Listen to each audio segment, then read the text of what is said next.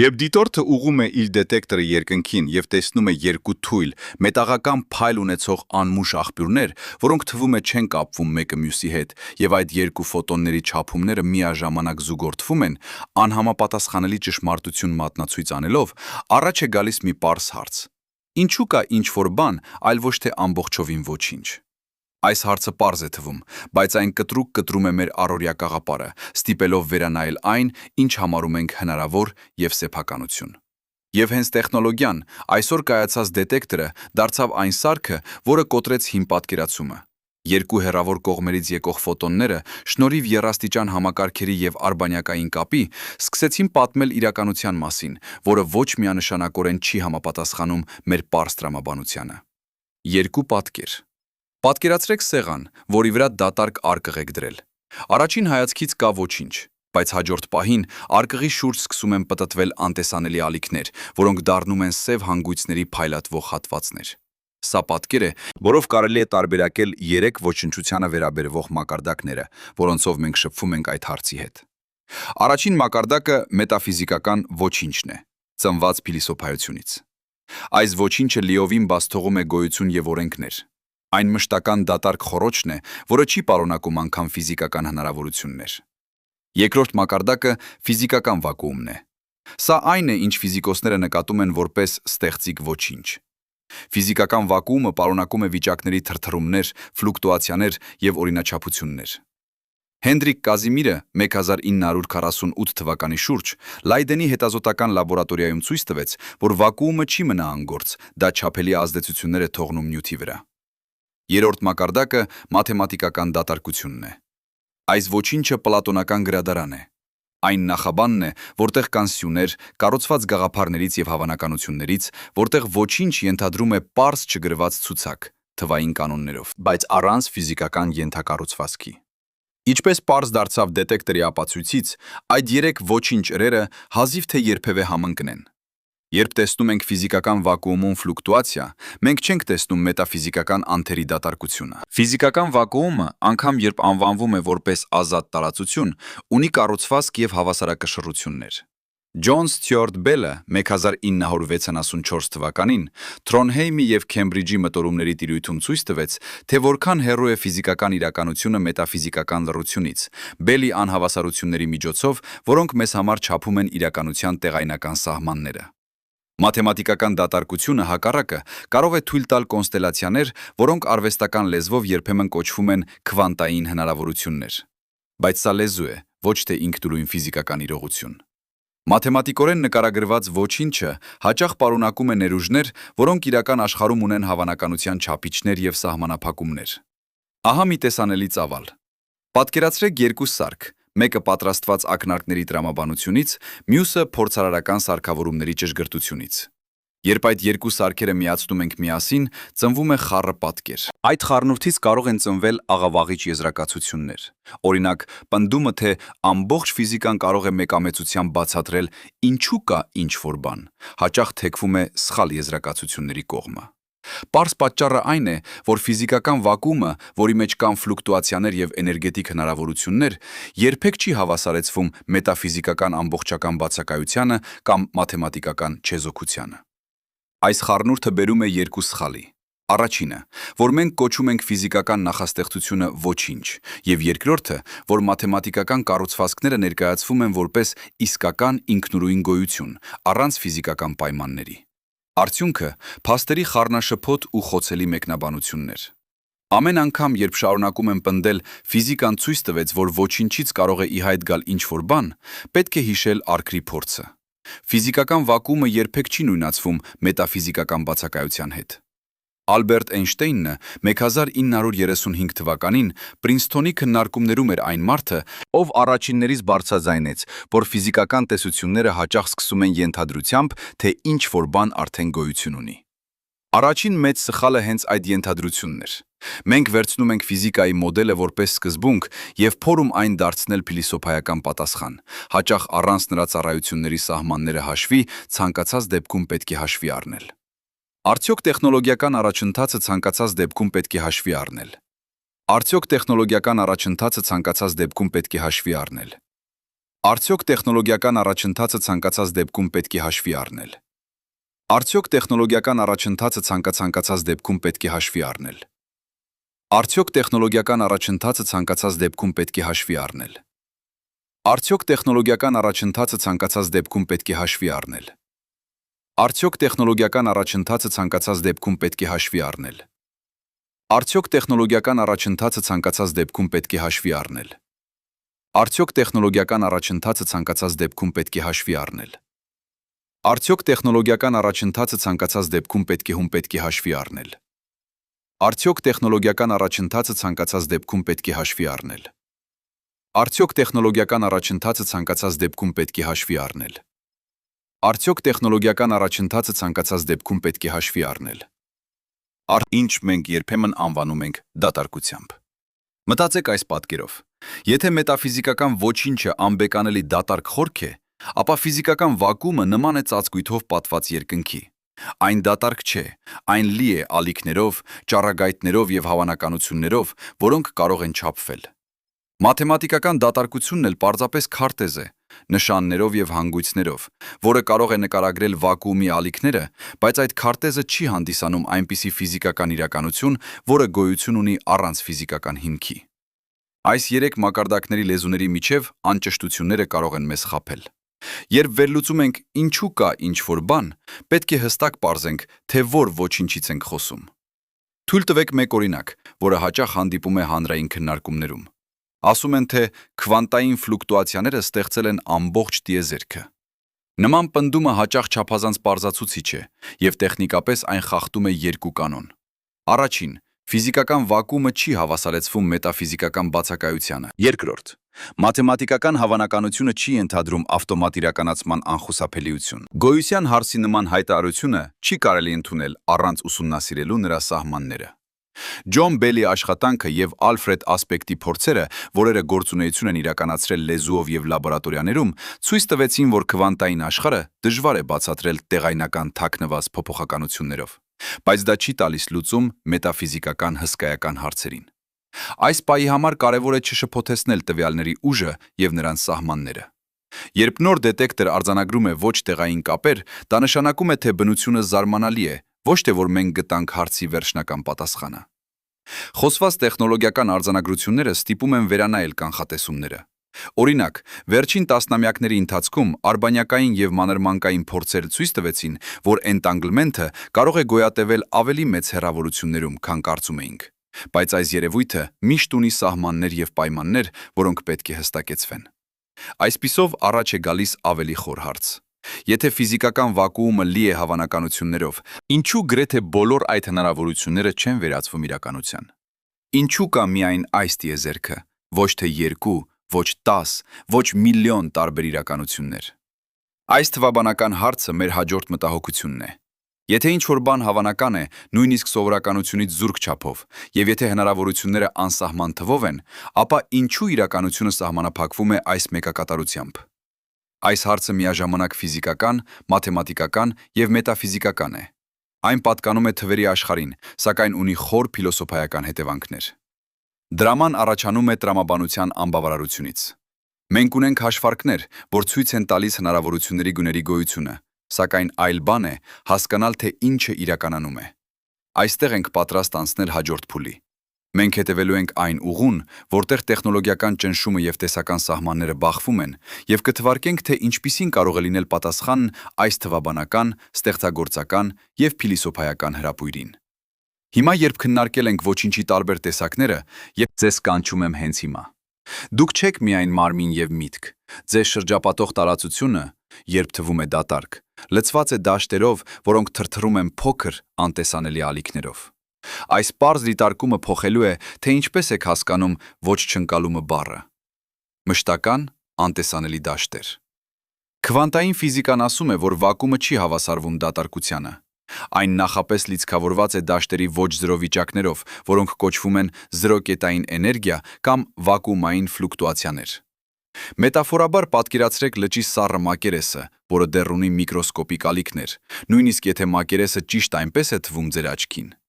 Խնդիրը պատմական է։ Երկար ժամանակի պատկերացումները ամբողջական դատարկության մասին փոխվել են գիտության ներսում։ Առավել վճռորոշ շրջադարձը սկսվեց, երբ գիտնականները սկսեցին նույնականացնել դաշտերը եւ մաստիկները, նկատելով, որ մաստիկները կարելի է պատկերել որպես դաշտերի առանձնացված ռեժիմների էներգետիկ մեղեդիներ, եւ այդ ռեժիմները ունեն զրոկետային էներգիա։ Այս հայեցակարգը չի ծնվել մեկ օրում, այն զարգացավ աստիճանաբար փորձառություններով եւ տեսական աշխատանքներով, մինչեւ ասացին, այս ամենը չափելի է, ոչ միայն մետաֆիզիկական ուղերձ։ Հենրիկ Կազիմիրը 1948 թվականին Ֆիլիպս հետազոտական լաբորատորիայում առաջ քաշեց պարզ գաղափար։ Եթե վակուումի պայմանները փոխվեն, երկու զուգահեռ մետաղական թերթիկներ մոտեցնելով, որոշ էլեկտրամագնիսական ռեժիմներ կասեն դուրս մնալ, եւ այդ նորմալ ռեժիմների կորուստը պետք է ստեղծի փոխադարձ գրավիչ ուժ երկու թերթիկների միջև, նույն կերպ ինչպես լճի ալիքների նվազումը կտա փոքր ճնշում։ Նշում, այսինքն դատարկությունը կարող է նպաստել, երկու թերթիկները կտեսնեն մեկը մյուսին ավելի մոտ, ոչ նյութով, այլ դաշտերի հաշվին։ Այս միտքը վսկոր է ստացավ փորձարարական ստուգում։ 1998 թվականից սկսած իրականացվեցին փոքր ճշգրիտ փորձեր։ Նշանակալից տվյալներ տվեց Մարկուս Սպարնայի եւ մյուս փորձարարների աշխատանքները, եւ հետագայում Ստիվեն Լամորոուզը 1997 թվականին Լոս Ալամոսի լաբորատորիայում ապահովեց ավելի բարձր ճշգրտություն, ցույց տալով, որ Կազիմիրի կանխատեսումը իրականում չափելի է։ Այս փորձերը ցույց տվեցին, որ վակուումը անգործ չէ։ Նրա ալիքները կարող են ճնշել, ձգել եւ տեղաշարժել նյութական օբյեկտներ, միկրո եւ նանոմասշտաբներում։ Ու այս ամենը առանց մակերեսային նյութի որևէ տեսանելի փոփոխության։ Ինչ է ֆիզիկայի լեզվով վակուումը։ Սա ոչ թե ջնջված բացարձակ դատարկությունն է, այլ դաշտերի ամենացածր էներգետիկ վիճակը, երբ դաշտերը շարունակում են արտատպել ֆլուկտուացիաներ եւ այդ տատանումները ունեն ֆիզիկական հետևանքներ։ Եթե շփոթվում եք, հիշեք այս միտքը։ Դաշտերը չեն լռում, երբ մենք հեռացնում ենք մասնիկները։ Նրանք շարունակում են տատանվել, եւ այդ տատանումները ունեն հետևանքներ, որոնք կարելի է չափել։ Կազիմիրի ճնշումը հենց այդ ֆիզիկական հետևանքներից է։ Պարզ տարբերակում։ Երկու մետաղական թերթիկների մոտեցման ժամանակ որոշ ալիքներ կամ ռեժիմներ կսահմանափակվեն, եւ այդ ռեժիմների թվային կորուստը կներմուծի արտաքին կողմի վակուումային ճնշման ավելի մեծ արժեքը, քան միջևի ճնշումը, արդյունքում տեսանելի ձգողականություն։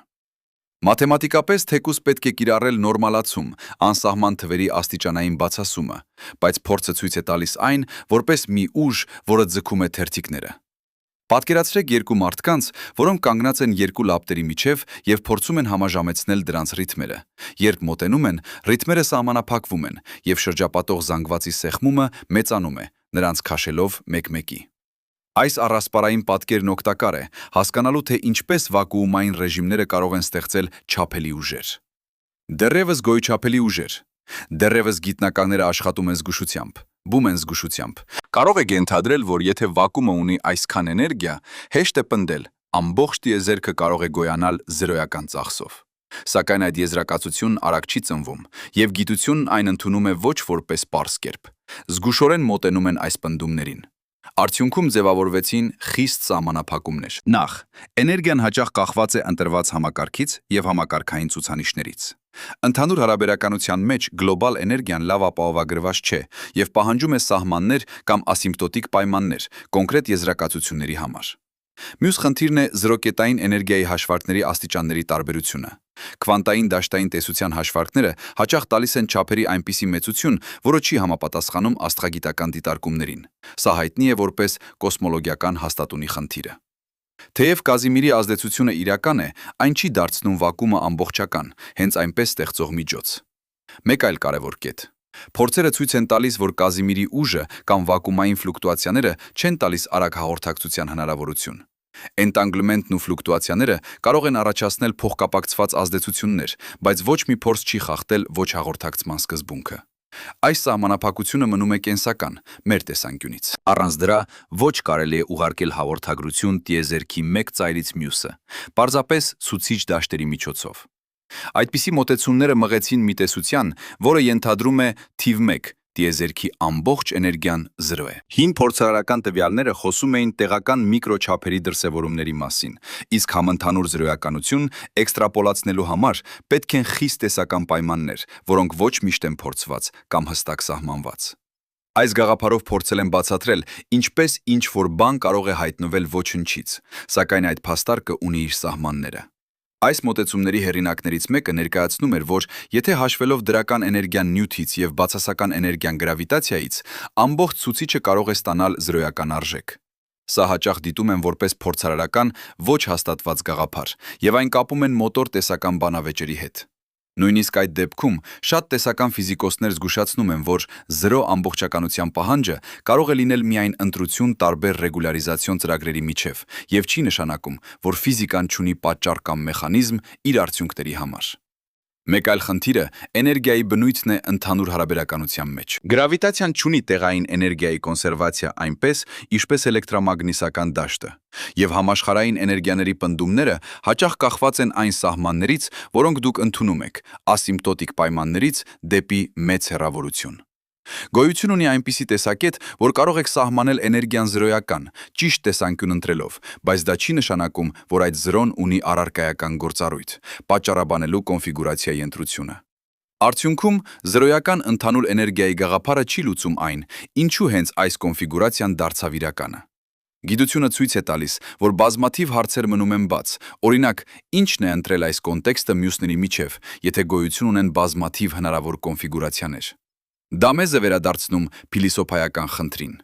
Զրո էներգիան կարող է լինել պայման, սակայն արդյոք այն ներկայացում է որպես պատճառ, այլ ոչ երբեք որպես բնության պարզ հատկություն։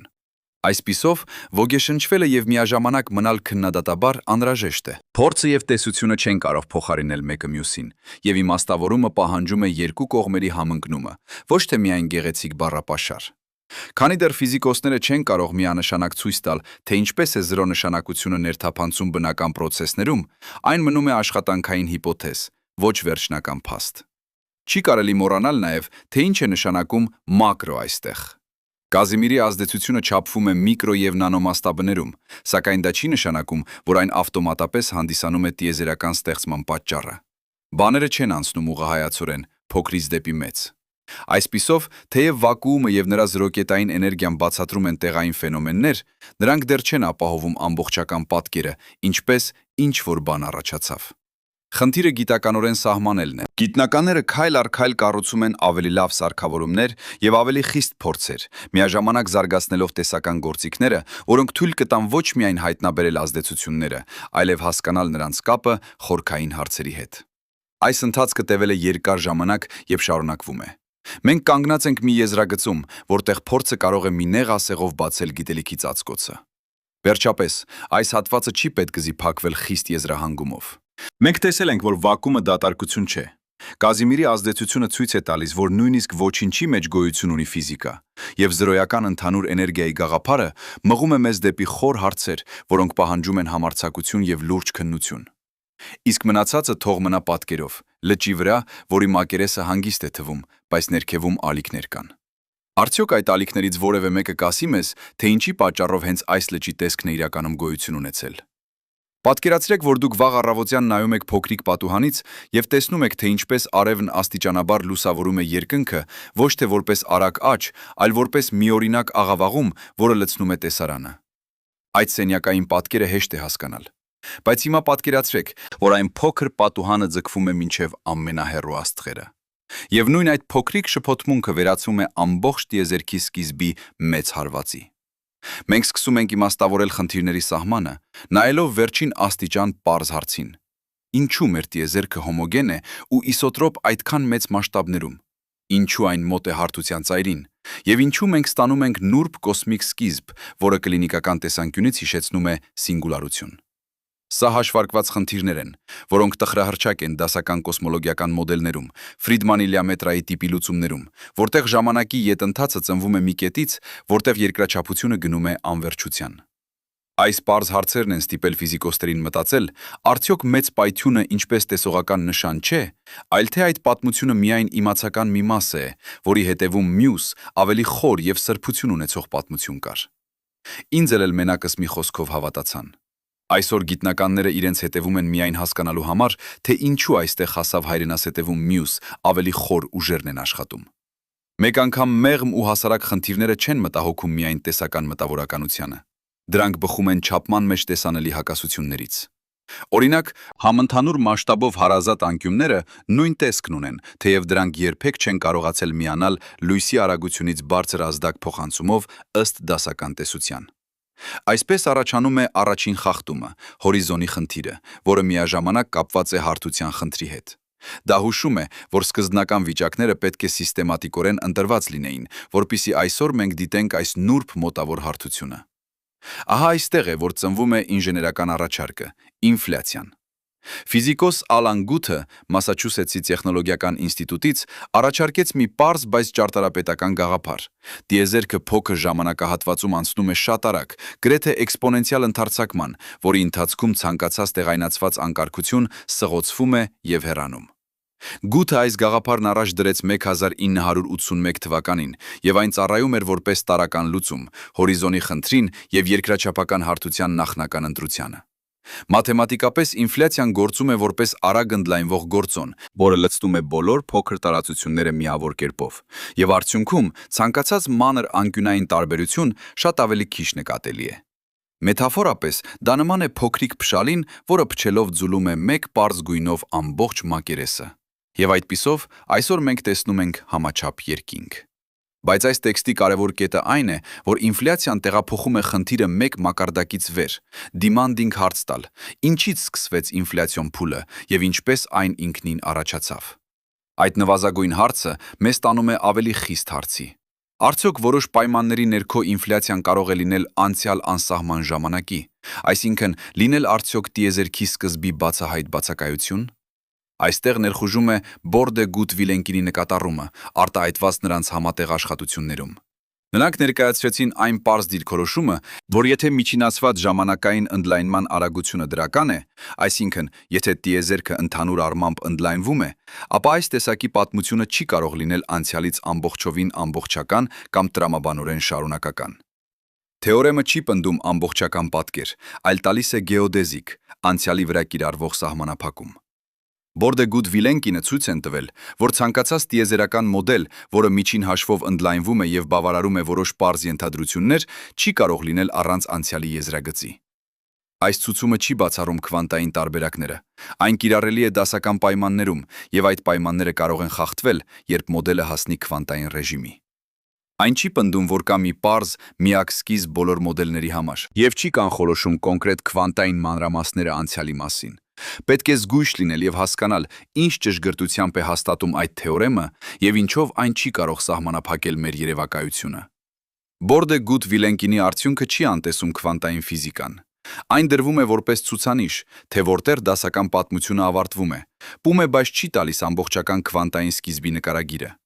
Այն չի խախտում այնպիսի մոդելները, որոնք դուրս են նրա ենթադրություններից։ Օրինակ դեպքերը, որտեղ ընդլայնումը տեղայնորեն չի կողմնորոշվում, կամ որտեղ ժամանակի միջինը կարող է լինել զրոյական կամ բացասական որոշ հատվածներում։ Սա նշանակում է, որ այս եզրակացությունը ուժեղ է, սակայն ոչ վերջնական։ Այն ցույց է տալիս, որտեղ պետք է փոխենք մեր լեզուն, անցնելով դեպի քվանտային նկարագրություններ։ Արդեն կանգնած ենք խնդրի առջև. երբ է հերիքարար դասական նկարագրությունը եւ երբ պետք է նրան փոխարինել քվանտային տեսությամբ։ Դասական նյուտոնյան մոտեցումներ խատում են այն պայմաններում, երբ երկրաչափյան եւ դինամիկան թույլ են տալիս ժամանակն ընկալել որպես հարթ տարբերակ, երբ ծանրությունը եւ ալիքները մեզ համար գործնական են։ Բայց երբ խտությունը մեծանում է եւ յուրաքանչյուր կետում կորության չափները սեղմվում են փոքր միախումբների, մեր դասական գործիքները սկսում են խափանել եւ էներգիայի քվանտային բնույթը դառնում է առանցքային։ Մետաֆորիկորեն, սա նման է ձայնի, որ թվում է հարթ այնքան ժամանակ, մինչ մենք ունենք ցանց, որը կրում է փոքր չաստոտի։ Երբ հաճախությունները բարձրանում են, նոր ինտերֆերենցիաներ են հայտնվում, եւ մեր նախկին չափման մեթոդները խափանվում են։ Այս փոխարինումը, երբ դասական երկրաչափյան ուստուպա է տեղը քվանտային ձևավորմանը, պարտադրում է մեզ մտնել նոր լեզվով, որտեղ տարածությունն ու հաջորդականությունը այլ իմաստ են ստանում, եւ ժամանակը այլև չի կիրառվում նույն մեքենայական կերպով։ Այդ տերմինը հաճախ է կրկնվում քվանտային խառատում կամ երկարություն, որը ոչ է, եւ դա մեզ նշում է, որ մեզ պետք է այլ համարժեք գրանցում, ինչպես օրինակ կոմպակտ կամ ամբողջական քվանտային գրավիտացիոն տեսություն։ Երբ դասական նկարագրությունները փշրվում են, մենք չենք կարող հենվել միայն գեոդեզիկների օրենքների վրա։ Մեզ հարկավոր են նոր գործիքներ, որոնք կարող են նկարագրել տեղեկատվությունը եւ ալգեբրայի վարքը այն ժամանակ, երբ չափը փոքր է։ Քվանտային դաշտերի տեսությունը լավ է գործում, երբ տարածությունը հարթ կամ մեղմ կորացած է փոքրաչափ։ Սակայն երբ պայմանները դուրս են գալիս այդ տեսության գործողությունների շրջանից, անհրաժեշտ է ամբողջապես կապակցված մոտեցում դեպի քվանտային գրավիտացիա։ Այս պահը է, երբ խոսում ենք պլանկյան ռեժիմի մասին։ Պլանկյան չափը նշան է այն մասշտաբի, որտեղ մեր դիրքերը եւ ժամանակը դառնում են չափազանց փոքր, դասական ջգործիկներով լուսաբանելու համար։ Ֆիզիկոսներ, ինչպես Ռոջեր Պենրոուզը Օքսֆորդի Հորդի համալսարանից եւ Սթիվեն Հոքինգը Քեմբրիջի համալսարանից, ցույց են տվել, որ ընդհանուր հարաբերականությունը կարող է հանգեցնել գեոդեզիկ անընդհատությունների, սինգուլարությունների դեպքում։ Սակայն այդ եզրակացությունները նույնպես ունեն իրենց սահմանները։ Պենրոուզի սինգուլարության թեորեմը, հրապարակված մի շարք աշխատանքներում, 1965-ի շրջակայքում ցույց է տալիս, որ որոշ էներգետիկ պայմանների ներքո անցյալը պետք է ունենա սահմաններ, սակայն այն չի հաշվի քվանտային ճնշումները, որոնք կարող են փոխել այդ պատմությունը։ Այսպիսով, ինչպես Բորդե Գուտ Վիլենկինն է սահմանակետեր դնում ինֆլյացիոն պատմությունների մասին, Պենրոուզը եւ Հոքինգը ցույց են տալիս դասական ընդհանուր հարաբերականության ավելի լայն սահմանները։ Հետաքրքրականն այն է, որ հենց այստեղ են կրկնվում միկրոյի եւ մակրոյի զուգապատությունները։ Մենք տեսնում ենք, թե ինչպես այն անորոշությունները, որոնք կառավարում են մասնիկային ֆիզիկան, սկսում են ձևավորել տիեզերական պատկերները։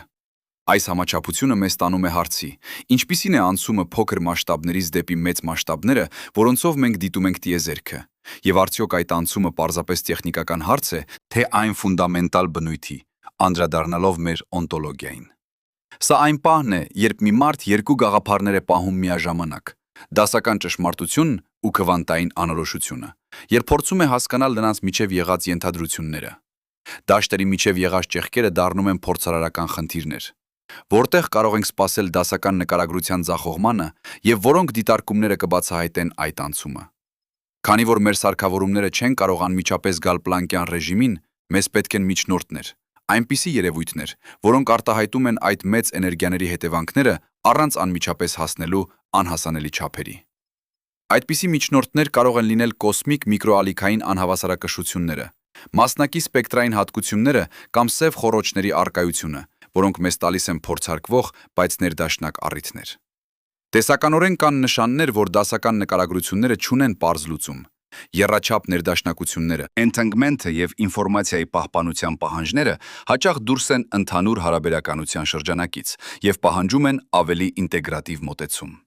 Ամեն անգամ, երբ մենք փորձում ենք միավորել ինֆորմացիայի պահպանությունը սև խոռոչների հետ կամ հասկանալ, թե ինչ է նշանակում էներգիայի հավանական կորուստը, այն պահից, երբ ինֆորմացիան կարծես անհետանում է, մենք մոտենում ենք այն սահմանին, որտեղ դասական նկարագրությունները կանգ են առնում։ Այս առումով դասական պատմությունները չեն կարող մեզ ասել, թե ինչ է տեղի ունեցել այն կողմում, որտեղ մեր ժամանակի պտույտը սկսում է անհամեմատելի կերպով խստանալ։ Եվ ահա վերջում, պատկեր, որը ինձ հետ մղում է առաջ։ Մենք կանգնած ենք մեծ պորտալի մոտ, եւ այդ պորտալը բաժանված է երկու այգիների, դասական պատճառաբանություններից դեպի քվանտային անտառ։ Բորդե Գուտ Վիլենկինի վերլուծությունը մեզ ասում է, ինֆլյացիան մանրամասնորեն հարմարեցնում է ժամանակն ու տարածությունը մեր դիտման տակ, բայց այն զրոյացնում է դասական անցյալը, ստիպելով մեզ նայել այն տեղերը, որտեղ պետք է կիրառենք քվանտային բանաձևերը։ Դուռը դեռ կիսաբաց է։ Մենք գիտենք, թե որտեղ պետք է փնտրենք, բայց դեռ չենք տեսնում վերջնական պատկերը։ Այս անորոշ, ընդհանրացված պատկերն է, որը բերում է հաջորդ մասի պահանջը՝ առաջ ընթանալ, նոր փորձարկումների ու նոր տեսությունների ճանապարհով։ Արնո Փենզյան եւ Ռոբերտ Վիլսոնը Բել լաբորատորիայում 1965 թվականին հայտնաբերեցին փոքր, հավասարակշռված ճառագայթացում, որի ծագումը սկզբում անորոշ էր։ Այդ անակնկալը դարձավ մեծ պայթյունի հիշողության չափելի հետքը։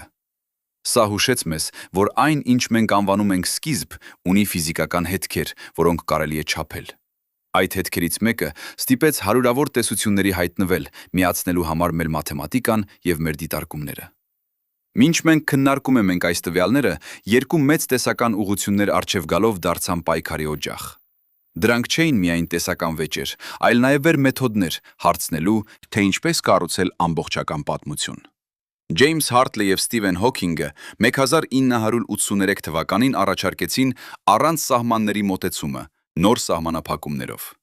Ալեքսանդր Վիլենկինը 1982 թվականին առաջարկեց թունելային օրինակը, Մի այլ ճանապարհ, որով տիեզերքը կարող է դուրս գալ հենց այնպիսի պայմաններից, որտեղ դիտվող դասական աշխարհը սկսվում է։ Այս երկու հեղինակությունների տարբեր տեսությունները շարթնները շարունակվում են դրդել մեզ նույն հարցի. ինչպիսին է եղել մեր սկզբի ֆիզիկան։ Խորհրդանշականորեն, դրանք չեն մրցակցում միայն բառերի համար։ Նրանք ներկայացնում են տարբեր չափանիշներ, որոնցով մենք գնահատում ենք իրականության սկզբունքները։ Հարթլ Հոքենի մոտեցումը ասում է, որ ժամանակը կարելի է վերափոխել, ինչպես երկրագնդի մակերևույթը, եւ այսպիսի վերափոխման արդյունքում սինգուլարությունները կարող են անհետանալ։ Վիլենկինի մոտեցումը ասում է, որ ամբողջը կարող է թունելանալ զրոյից, քվանտային հավանականության միջոցով։ Այսպիսով, ֆիզիկայի մեծ անունները չեն տալիս նույն պատասխանը։ Նրանց մաթեմատիկանը եւ մասնագիտական լեզուն են մեզ ստիպում ընտրել ոչ թե մարդու, այլ մեթոդի փնտրությունը։ Հարթլ Հոքենի պատկերացումը կարելի է տեսնել որպես գնդի վրա շարժվելու մի նոր լեզու, ժամանակի առանց եզրերի պատկերացում։ Նրանք կիրառեցին ուղիների ինտեգրալների մեթոդը, առաջարկելով, որ տիեզերքի ալքավոր ֆունկցիան հաշվի առնի նաև Եվկլիդյան ժամանակի լուծումները, որտեղ ժամանակը փոխարկվում է եւ դառնում ընտրելի մի բաղադրիչ։ Այս մոտեցման միջոցով նախնական պայմանները կարող են ներկայացվել որպես մի ամբողջ, առանց եզրերի աշխարհ, նման երկրի մակերևույթի, որը ամբողջական է, բայց չունի սահման։ Բայց սա ոչ թե մետաֆիզիկական դատողություն է միայն։ Հարթլ Հոքենը կոնկրետ հաշվարկներ կատարեց, ընտրելով Եվկլիդյան լուծումներն ու ինտեգրելով նրանց դեպի օբյեկտիվ դասական տիեզերք։ Պատկերը տրամադրում է ալիքային ֆունկցիա, որը տալիս է հավանականություններ այնպիսի սկզբնական պայմանների համար, որոնք կարող են զարգանալ մինչև այնպիսին, ինչպիսին մենք տեսնում ենք։ Սակայն այս մեթոդը պահանջում է տեխնիկական ընտրություններ, ինչպիսիք են այն պայմանները, որոնք սահմանում են, թե ինչ լուծումներ են ընդունելի։ Այդ ընտրությունները կարող են ազդել եզրակացությունների վրա։ Վիլենկինի թունելային գաղափարը ունի այլ տրամաբանություն։ Նա ընդգծեց, որ ոչինչը կարող է ունենալ քվանտային հավանականություններ, եւ այդ ոչնչությունից կարող է թունելի նման առանձնացնել մի փոքր իրավիճակ, որը հետո զարգանում է տարածության եւ ժամանակի մեջ։ Մետաֆորիկապես, եթե դռները փակ են, փոքր հավանականությունները կարող են թունելանել եւ դուրս գալ, հանգեցնելով վերջնական բարդ վիճակի, այսինքն ամբողջ տիեզերքի առաջացմանը առանց նախնական սահմանների պահանջի։ Այս մոտեցումը կենտրոնանում է այնպիսի մոդելների վրա, որոնք ֆիզիկապես տալիս են ելք դեպի դասական աշխարհ եւ հաճախ նախագծում են ավելի երկար ինֆլյացիոն փուլեր։ Գիտնականները փորձելով հաշվարկել որն է ավելի հավանական, առանց սահմանների, թե թունելային մոդելները, հայտնաբերեցին, որ պատասխանները կախված են նրանից, թե ինչպես են նրանք հաշվում քվանտային գրավիտացիան եւ ինչպիսի ենթադրություններ ունեն ինֆլյացիայի սկզբնական պայմանների մասին։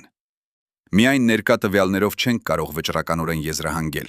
քանի որ մեր դիտումները, օրինակ միկրոալիքային անհավասարակշռությունները, միայն սահմանափակ չափով են խստացնում տարբեր տեսությունները։ Ստորին մոդելային մանրամասները կարող են խիստ փոխել կանխատեսումները։ Փոքր փոփոխությունը սկզբնական պայմաններում հաճախ մեծ տարբերություններ է ծնեցնում։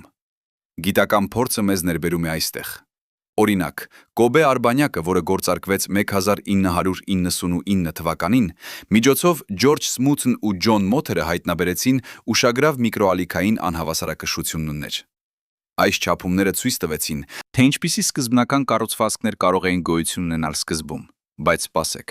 հենց այս տվյալները չեն իրականացնում վերջնական դատավճիռը։ Երկու մոդելներն էլ կարող են հարմարեցվել տվյալներին տարբեր աստիճաններով եւ լրացուցիչ ենթադրություններով։ Երկուսի միջև հիմնական տարբերությունը թաքնված է այն մեթոդներում, որով սահմանվում է ալիքի ֆունկցիայի սկզբը։ Հարթլ Հոքենը Եվկլիդյան պատ ինտեգրալների ընտրությամբ քաղում է այն լուծումները, որոնք համարվում են հարթագծված եւ առանց սահմանների։ Իսկ Վիլենկինը պահանջում է ալիքի ֆունկցիայի այնպիսի ձև, որը թույլ է տալիս դուրս հոսող կամ թունելային լուծումներ, այն դեպքերի համար, որոնք անցնում են դեպի դրսի դասական աշխարհ։ Այս տեխնիկական դետալները, որոնք դժվար են հանրայնորեն ներկայացնել, իրականում որոշում են տեսական եզրակացությունների զգայուն մասը։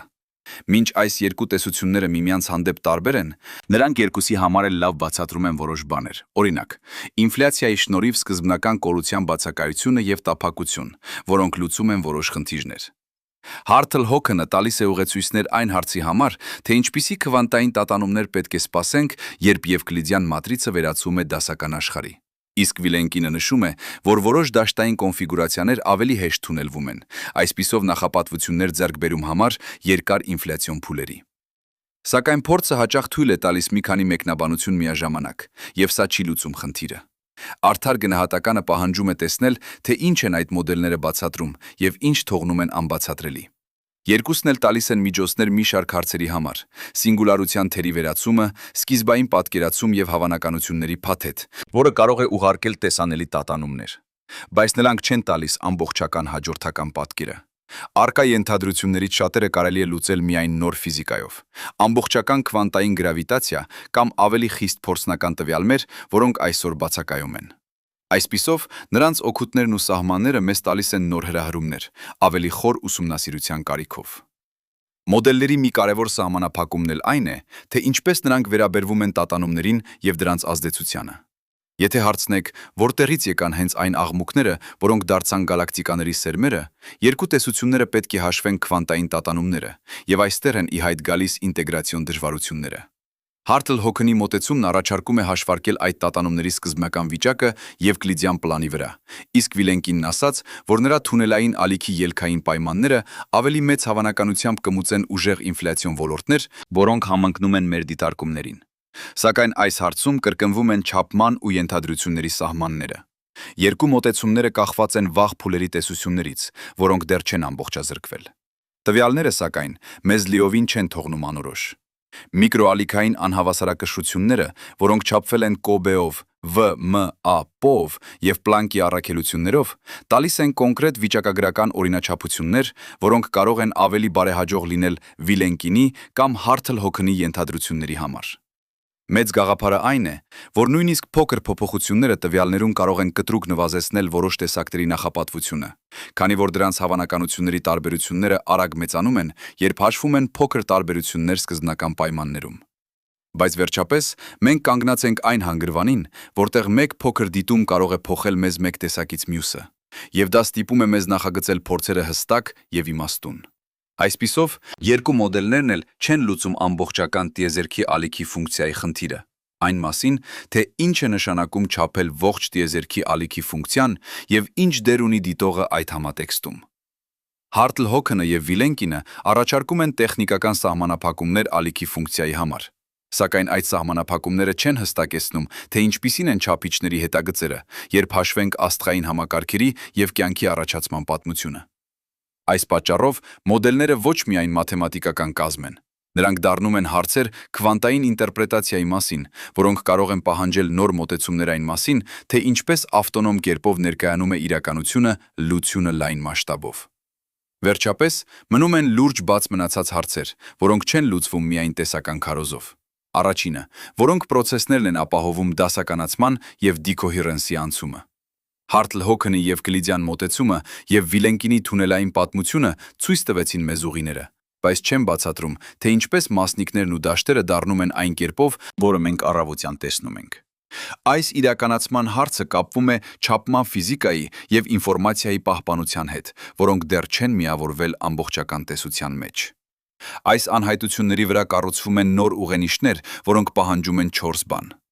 ավելի խիստ դիտարկումներ եւ ճշգրիտ միկրոալիքային չափումներ, ավելի խոր մաթեմատիկական աշխատանք քվանտային գրավիտացիայի համար, փորձաբար փորձեր փոքր կոնֆլիկտների հայտնաբերման համար եւ համարձակ փիլիսոփայական վերանայում, հասկանալու համար, թե ինչ ենք մենք իսկապես կոչում սկիզբ։ Մեզ մնում է այս պահը չէ փակել եզրակացությամբ, այլ բաց թողնել հարցով։ Եթե երկուսից ոչ մեկը մեզ չի տալիս վերջնական պատկերը, ուրեմն որտեղ պետք է փնտրել հաջորդ հաջողությունը։ Արդյոք այն նոր տեխնոլոգիաները, որոնք մենք ձգում ենք դեպի ավելի խոր ինֆորմացիա եւ ավելի ճշգրիտ միկրոալիքային չափումներ, մեզ կմեկնեն դեպի մի եզակի լուծում, թե կբացահայտեն նոր տեսությունների հորիզոններ, որտեղ առանց սահմանների եւ թունելային տարբերությունները միավորվում են մեկ ավելի համալիր պատկերի մեջ։ Այս պատկերը այստեղ չի փակվում։ Դա դուռ է, որը մեզ տարածում է ավելի խոր փնտրտուքների, թե ինչ է նշանակում իրականության սկիզբը եւ ինչպես մեր գիտությունն է հաղթահարելու այս հնացած հակասությունները։ Պատկերացրեք, որ ամբողջ տիեզերքի պատմությունը սեղմված է մեկ օրում։ Առավոտյան թանձր մգություն, կեսօրին աստղերի պայծառումը եւ քաղցրահամ գիշերվա կեսին ծածկվում է միայնություն ունեցող մի անհավանական սառը թմբուկով։ Այդ սեղմված ժամանակում վերջին վայրկյանին ի հայտ են գալիս դիտորդները, ովքեր հարց են տալիս, ինչպես եւ ինչու նրանք հայտնվում են հենց հիմա։ Սա խոր, շփոթեցնող պատկերի առաջին հարվածն է։ Երբ մենք ճնշում ենք կոսմիկական պատմությունը, պարզ է դառնում, մեր կանխատեսումների հիմքը անգամ ավելի փոքր ու մերկ է, քան թվում էր։ Այս պատկերացումն է, որը միաժամանակ խայթում եւ հանգստացնում է։ Եթե ամեն ինչ կարելի է պատկերել որպես արագ առաջընթաց, սկիզբից մինչև մեզ հասած տեսանելիության եզր, ապա փոքր փոփոխություն ժամանակի վերին կտրվածքում կարող է ամբողջապես փոխել այն, ինչ մենք կոչում ենք խտություն կամ միջոց։ Սա ցույց է տալիս, որ ինֆլյացիոն եւ բազմատեսակ տիեզերագիտական մոդելներում տվյալների չափումը չի միայն տեխնիկական նրբություն, այլ նախնական էպիստեմոլոգիական հարց։ Ում համար հաշվենք եւ ինչն ենք համարում հաշվելի։ Ահա հիմնական ենթահարցը։ Եթերնալ ինֆլյացիան, ինչպես այն նրանց արտացոլեց Ալան Գուդ Մասաչուսեթսի տեխնոլոգիական ինստիտուտում իր հոդվածներում 1981-ին, եւ ինչպես այն զարգացրեց Անդրեյ Լինդեն Ստենֆորդի շուրջ 1983-ին, առաջացնում է անվերջ գնդիկների բազմություն, երբ ինֆլյացիոն դաշտերի տատանումները տեղ տարբերությամբ գեներացնում են առանձին շրջաններ։ Այս մոդելը մեզ տալիս է պատճառ ասել, որ հնարավոր աշխարհների թիվը շատ մեծ է, բայց մեծությունը դեռ չի նշանակում արդյունավետ կանխատեսողական ուժ։ Հարված, պահարված։ Երբ փորձենք հաշվարկել, թե ինչի պետք է սպասել դիտորդի տեսանկյունից, մենք բախվում ենք չափման խնդրին։ Ինչպես առանձնացնել հարաբերական հաճախականությունը, երբ բազմությունները անդադար բազմապատկվում են։ Եթե մի քանի տեսակի աշխարհներ անսահմանորեն բազմապատկվում են եւ ներառվում անհամարության մեջ, ապա պատահական ընտրություն անելը կարիք ունի նույնացնող, քաշող կանոնի։ Առանց այն պատասխանը ոչնչով չի տարբերվի, պարզապես խճճված ու անկիրանելի է։ Այստեղ է մտնում չափման տարբեր մեթոդների աշխարհը։ Ամեն մեթոդ ունի տեսական կազմակերպվածություն եւ կողմնակի վտանգավոր հետևանքներ։ Օրինակ, ճշգրիտ ժամանակի կտրվածքը կամ նմանատիպ նույնականացումները կարող են առաջացնել երիտասարդության պարադոքսը, երբ կիրառելով ժամանակային կտրվածք, դուք կունենաք նախապատվություն վերջերս ծնված հատվածների համար։ Նման մեթոդներն տարիներ շարունակ քննարկվել են տեսական գրականության մեջ, սակայն կարևորը ոչ այնքան հնչող անուններն են, որքան հետևանքը։ Չափման ընտրությունը կարող է թեքել ամբողջ մոդելի կանխատեսումները դեպի անհատական անհամարջաեզրեր։ Բայց սպասեք, սա միայն սկիզբն է։ Երբ ընդունում են, որ տարբեր բաներ բազմապատկվում են անհամար կերպով, միջին վիճակները կարող են դոմինացնել անսպասելի ձևերով։ Շատ մոդելներում առաջանում է այն, որ ամենատարածված դիտորդները չեն ապրում աստղաբանական եւ կենսաբանական զարգացման հետևանքով, այլ այն զուտ վիճակագրական ֆլուկտուացիաների արդյունքում կորած կարճաժամկետ գիտակցություններ, այսպես կոչված բոլցմանյան ուղեղներ։ Այս մտահոգությունը սկզբնավորվեց Լյուդվիգ Բոլոցմանի աշխատանքներից 19-րդ դարում, երբ նա քննարկում էր մեծ ժամանակային հատվածներում ռանդոմացման ազդեցությունները։ Սակայն ժամանակակից կոսմոլոգիայում այդ հարցի նշանակություն դարձավ հատկապես նկատելի այն բանից հետո, երբ պարզ դարձավ. եթե մոդելը ավելի շատ արտադրում է բոլցմանյան ուղեղներ, քան կենսաբանական դիտորդներ, ապա պատահական ընտրված դիտորդի փորձառությունը չի համընկնի մեր ունեցած փորձի հետ։ Այդ հակասությունը շատ պաշտոնական չէ ընդունվում գիտական պրակտիկայում։ Նշեմ նոր հարված. Բոլցմանյան ուղեղի գաղափարը չի պարզապես դեկորատիվ հնարք, այն ծառայում է որպես ներքին կոնսիստենցիայի փորձարկում, ստուգելու համար, արդյոք մոդելը էապես համատեղելի է այն իրականության հետ, որտեղ մենք ապրում ենք։ Եթե մոդելը ասում է, որ դուք ավելի հավանական են որպես պատահական ֆլուկտուացիա, ոչ թե որպես աստղաբանական հազարամյակների ընթացքում զարգացած կյանքի արդյունք, ապա մոդելը գաղափարով չի կարող լինել այն տեսությունը, որը համապատասխանում է մեր առօրյա պատճառահետևանքին, եւ դրանից ծնվում է գիտնականական անհանգստությունը։ Հերթական հարված պաուզա հարված։ Փորձենք թվարկել կոնկրետ մեթոդները, որոնք առաջարկվել են չափի խնդիրը կարգավորելու համար։ Օրինակ, չափի գործակցի կտրուկը։ Որպես կանոն հաշվագրվում է ըստ աշխարհների չափերի թեքումների։ Այլընտրանքային մոտեցումներ եռնոր են առաջարկել լույսային կոնուսի ժամանակը, որտեղ հաշվում են անվտանգ հատվածները լույսի ուղիների հիմքով։ Այս տարբեր բանաձևերը տարբեր արդյունքների են բերում։ Յուրաքանչյուրը կանխատեսում է տարբեր դիտորդների խտություն։ Այս պարզ փաստը վտանգավոր է։ Տեսությունը, որը կախված է չափման ընտրությունից, կորցնում է իր կանխատեսելի հանձնարարությունը։ Սա չի մնում միայն տեխնիկական տարբերությունների սահմաններում։ Որոշ չափումներ հաշվարկում են, որ ամենատարածված դիտորդները ունեն կարճ կյանքի տևողությամբ եւ պատահական ձևով գեներացվող գիտակցություններ։ Սա է այն խնդիրն, որ շատ ֆիզիկոսներ բնորոշում են ոչ միայն որպես մաթեմատիկական բարդություն, այլև որպես էթիկական կոսմոլոգիական արտահայտման խնդիր։ Ինչն ենք մենք ընդունում որպես դյուրագրգիռ արտահայտություն դիտորդի համար։ Եթե մոդելը անխնա ընդունում է այդ հավանականությունը, ապա այն դժվարորեն կարող է բնութագրել մեր իրականությունը։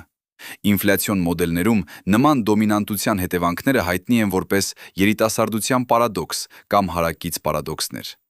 Երբ մեծ հատվածներ մշտապես նորանում են, մենք կարող ենք ակնկալել հայտնվել այն տեսակներում, որոնք ծնվում են շատ ավելի վերջերս։ Այս տարօրինակ հետևանքները մոդելավորման խնդիրների մասին նախազգուշացումներ են տվել բազմաթիվ աշխատանքներ տեսական ֆիզիկայի մեջ։ Բայց այստեղ հարցը խորն է։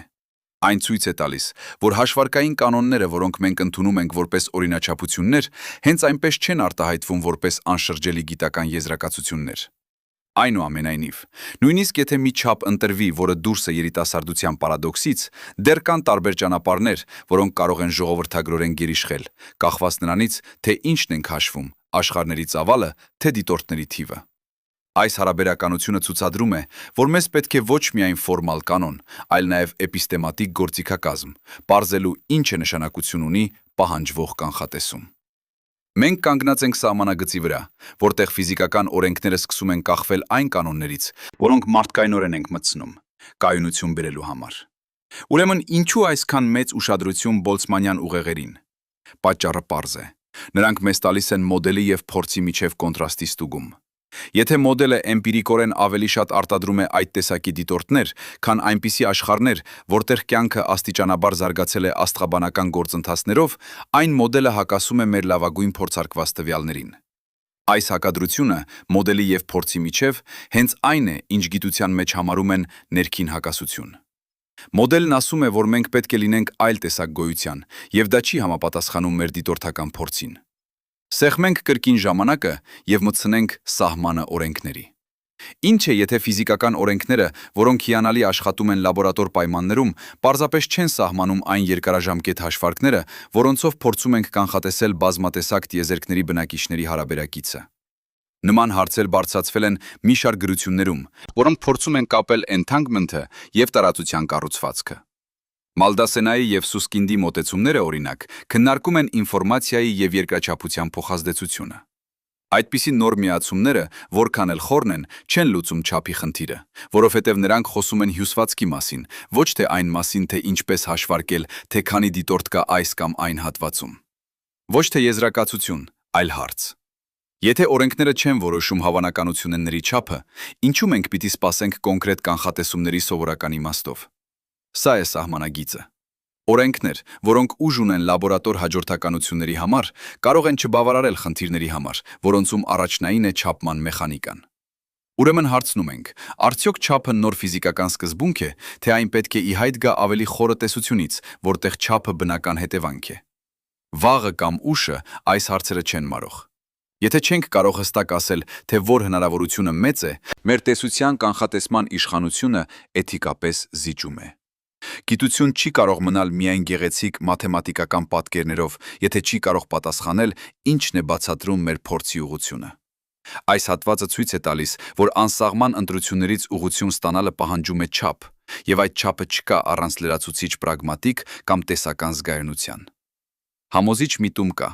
Որոշ առաջարկներ հետևում են պրագմատիկ մոտեցումներին։ Օրինակ, causal patch գաղափարը, որը փորձում է սահմանել այն հատվածը, որը իսկապես կարող է ազդել տվյալ դիտորդի վրա։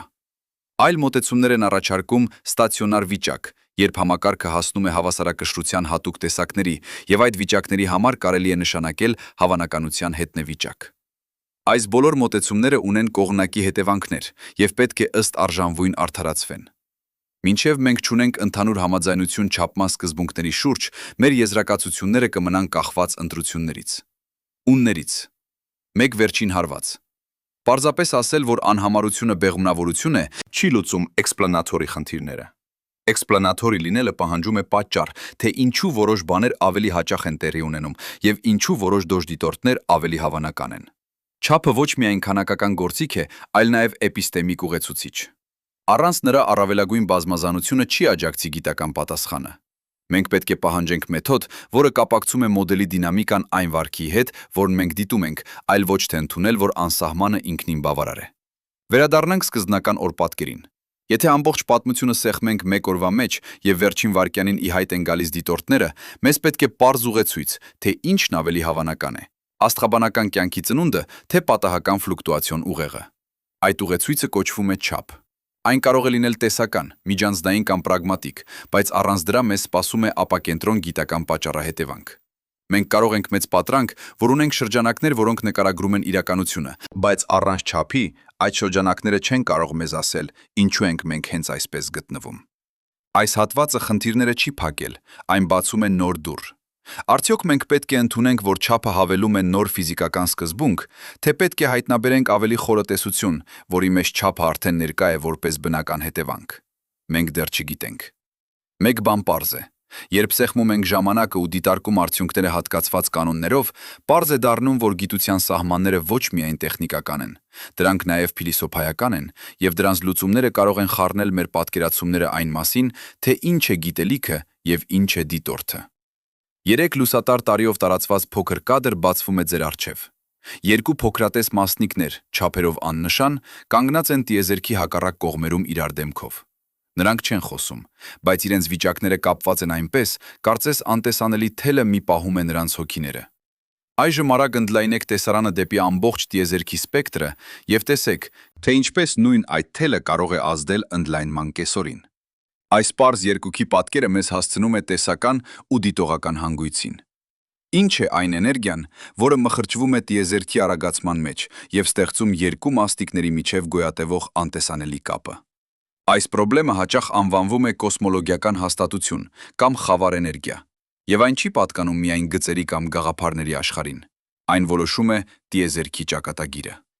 Դիտումները պահանջում են բանաձև, որը կխտացնի մեր ամենապարզ պատկերացումները։ Մեկ այլ պատմություն։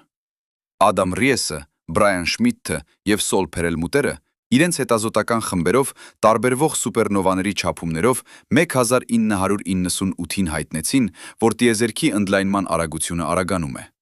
Դրանք եկան համադրելով հեռավոր սուպերնովաների լավագույն տվյալները եւ ստիպեցին գիտնականներին ընդունել, որ ընդլայնումը արագացող է։ Բայց սա միայն սկիզբն էր։ Դա բացում է խոր հարցեր այն մասին, թե ինչ ֆիզիկա է նպաստում այդ արագացմանը։ Պլանկի տիեզերաբանական արբանյակն իր տվյալներով 2013-ին եւ հետո 2018-ին համադրեց միկրոալիքային ֆոնի անոմալիաները եւ հաստատեց, որ տվյալները լավ են նստում մի պարզ մոդելի մեջ, որի մեջ խեչխավար էներգիան համատեքստ է կազմում։ Սակայն դիտումները չեն բացահայտում այն ընկերության ֆիզիկային, որը այդ վիճակը ստեղծել է։ Մյուս անկախ նշանները, օրինակ բարիոնային ակուստիկ օսցիլյացիաներիությունը, Դանիել Իզենստեյնի ու Թատը խմբի աշխատանքի շնորհիվ Դուլթում 2005-ին ցույց տվեցին, որ կառուցվածքի մեծ մասշտաբն անհամատեղելի չէ արագացող մոդելի հետ։ Բոլորին միասին այս բազմակողմ տեսահանդեսը հաստատեց, որ տիեզերքը ոչ միայն ընդլայնվում է, այլև արագանում է, եւ դա պահանջում է բացատրություն, ինչ կոչում ենք խավար էներգիա կամ կոսմոլոգիական հաստատություն։ Ալբերտ Էյնշտեյնը ներառեց կոսմոլոգիական հաստատությունը իր հավասարություններում 1917-ին, փորձելով թույլ տալ կայուն, ստատիկ լուծումներ։ Սկզբում այն դիտվեց տեխնիկական շտկում, ոչ թե ժամանակակից մեծ գլոբալ խնդիր։ Հետագայում պարզվեց, որ այս տերմինը վերածվում է տեսակա խճճվածության կենտրոնական հանգույցի։ Քվանտային դաշտերի տեսությունով ստացվող զրոկետային էներգիաները հավաքվելով ստիպեցին տեսական ֆիզիկոսներին ենթադրել, դատարկությունը հագեցած է զրոկետային ներդրումների ամբողջ բազմությամբ։ Երբ գումարեցին այդ բոլոր ավյունները, հաշվարկները ցույց տվեցին, որ կոսմոլոգիական հաստատությունը վիճելի ավելի մեծ է, մոտ 120 կարգով այն արժեքից, որը դատարկությունը դիտում է։ Սա հայտնի է որպես խորագույն բացը։ Սակայն սա միայն թվաբանական հակասություն չէ։ Սա հակասություն է այն մասին, թե ինչպես համատեղել քվանտը եւ գրավիտացիան։ Այն ցավալի է, որովհետև հակասությունը ցույց է տալիս, որ կամ մեր հաշվարկներում պակասում է սկզբունքային գաղափար, կամ մեր դիտումներին տրվող արժեքները ենթակա են վերաիմաստավորման։ Մեր երկու հիմնական տեսությունները, ընդհանուր հարաբերականությունը եւ քվանտային դաշտերը, չեն գտնում հարթահարթող մեխանիզմ։ Սա հարվածում է մեր պատկերին այն մասին, թե ինչ է շատ մեծը եւ ինչ է շատ փոքրը։ Միտքեք մի պարզ փորձարկում։ Երբ չափում եք մասնիկը այստեղ, նրա զուգը գտնվում է տիեզերքի մյուս կողմում եւ դուրս է ձեր ձեռքերի ազդեցությունից։ Ձեր չափումը ակնթարթով սահմանում է նրա զուգի վիճակը այստեղից, բայց արդյոք դա որևէ ազդակ ունի ձեր տեղական տարածքի արագացման կամ հորիզոնի վերին զեկույցի վրա։ Այստեղ սկսում ենք շատ մեծ գործընթացներ իրականացնել։ Տեսեք, 1-ը և 1-ը։ 1-ը դարձել է 1 և 1-ը դարձել է 1 անգամ 1։ Տեսեք, 1-ը և 1-ը։ 1-ը դարձել է 1 և 1-ը դարձել է 1 անգամ 1։ Սա կարևոր է։ Ուղղակի չենք համաձայնում։ Զեկույցի վրա։ Այստեղ սկսվում են խոր հարցերը, որովհետև պետք է պարզենք, ինչ ինֆորմացիա և ինչը ոչ կարող է ազդել խորը կոսմոլոգիական պարամետրերի վրա, որոնք առաջարկությունները վայելում են գիտական հարգանք և որոնք մնում են ինֆորմատիկ հիպոթետիկ մակարդակում։ Առաջին խմբում են նրանք, որոնք տալիս են չափելի հետևանքներ, ինչպիսիք են քվինտեսենսը, դինամիկ սկալար դաշտը, որի փոփոխությունը ժամանակի ընթացքում կարող է փոխարինել ստատիկ կոսմոլոգիական հաստատությունը։ Այս մոտեցումը արագ տարբերակում է ամպլիտուդային և ժամանակային ազդանշաններով և արժանի է փորձաքննության։ Մյուս մոտեցումները փոխում են գրավիտացիոն օրենքները կամ առաջարկում են ինդեքսվող մեխանիզմներ, ինչպիսիք են զանգվածային գրավիտոնը կամ ճկուն ֆունկցիաները դաշտային ակտի մեջ։ Դրանք նույնպես տալիս են փորձարկելի կանխատեսումներ կառուցվածքի աճի ու լենզինգի համար, սակայն հաճախ ներմուծում են նոր խնդիրներ, որոնք պետք է համիր վերլուծվեն։ Սուպերսիմետրիան մի ժամանակ հույս էր տալիս, որ զրո կետային ներդրումները կարող են չեղարկվել, սակայն դա պահանջում է, որ սուպերսիմետրիկ մասնիկները գտնվեն աէներգետիկ մասշտաբում, որը փորձերը դեռ չեն հայտնաբերել։ Այլընտրանքային ուղիներից մի քանիսն առաջարկում են, որ տիեզերքի վակուումների բազմազանությունն է պատճառը։ Մենք պատահականորեն ապրում ենք այն մեջ, որտեղ ապրող պայմանները թույլ են տալիս կյանքը։ Սա են անվանում մուլտիվերսի կամ լանդշաֆտի մոտեցումը։ Այն ունի փիլիսոփայական հետևանքներ և դժվար է անմիջապես փորձարկել։ Հոլոգրաֆիան և էնթանգմենտի հնարավոր դերակատարությունը երկրաչափության մեջ, ինչպես դա ցույց տվեց Խուան Մալդասենայի և Լեոնարդ Սուսկինդի երկխոսությունը, բացում են մի նրբանկյուն։ Քվանտային էնթանգմենտը կարող է ազդել տարածության կապի վրա և այդ ազդեցությամբ փոփոխել այն, ինչպես մենք են ընկալում խավար էներգիան։ Սա հուզիչ տեսանկյուն է, որովհետև կապում է ինֆորմացիան և երկրաչափությունը, բայց դեռ գտնվում է տեսական մակարդակում և պահանջում է նոր դիտարկումներ։ Ինչ է տարբերությունը իրական գիտական առաջարկի և մետաֆիզիկական խոսքով։ Առաջինները պետք է առաջարկեն չափելի հետևանքներ, ժամանակային փոփոխություն կամ կառուցվածքային տարբերություն, որոնք մենք կարող ենք փորձել գտնել սուպերնովաների կամ միկրոալիքային ֆոնով համադրված չափումներում։ Մյուսները, որոնք ավելի գաղափարական են, չեն տալիս անմիջական փորձնական ճանապարհ և այդ պատճառով չեն վայելում գիտական համայնքի նույն լիարժեք հարգանքը։ Մասշտաբային և չափողական սահմանափակումները գալիս են երկու աղբյուրից։ Առաջինը՝ անհրաժեշտ է ճշգրտում, գտնելու համար, թե ինչն է փոքր, և երկրորդը՝ չափման սահմանները, որոնք մեզ չեն թույլ տալիս հեշտությամբ տեսնել փոքր տարրական տարբերությունները մեծ մասշտաբում։ Շատ մոդելներ լուծում են մեկ խնդիր, բայց բացում են ուրիշը։ Որևէ առաջարկ կարող է պահանջել անհասկանալի ճշգրտումներ կամ առաջացնել նոր հակասություններ, որոնք ներկայում չեն համընկնում դիտումներին։ Այս պահին Պլանկի, սուպերնովաների և բարիոնային ակուստիկ տվյալները ընդհանուր առմամբ լավ են նստում մեկ պարզ մոդելի ներքո, որի ճշգրտությունը ամուր է։ Բայց խորեք այս վրա։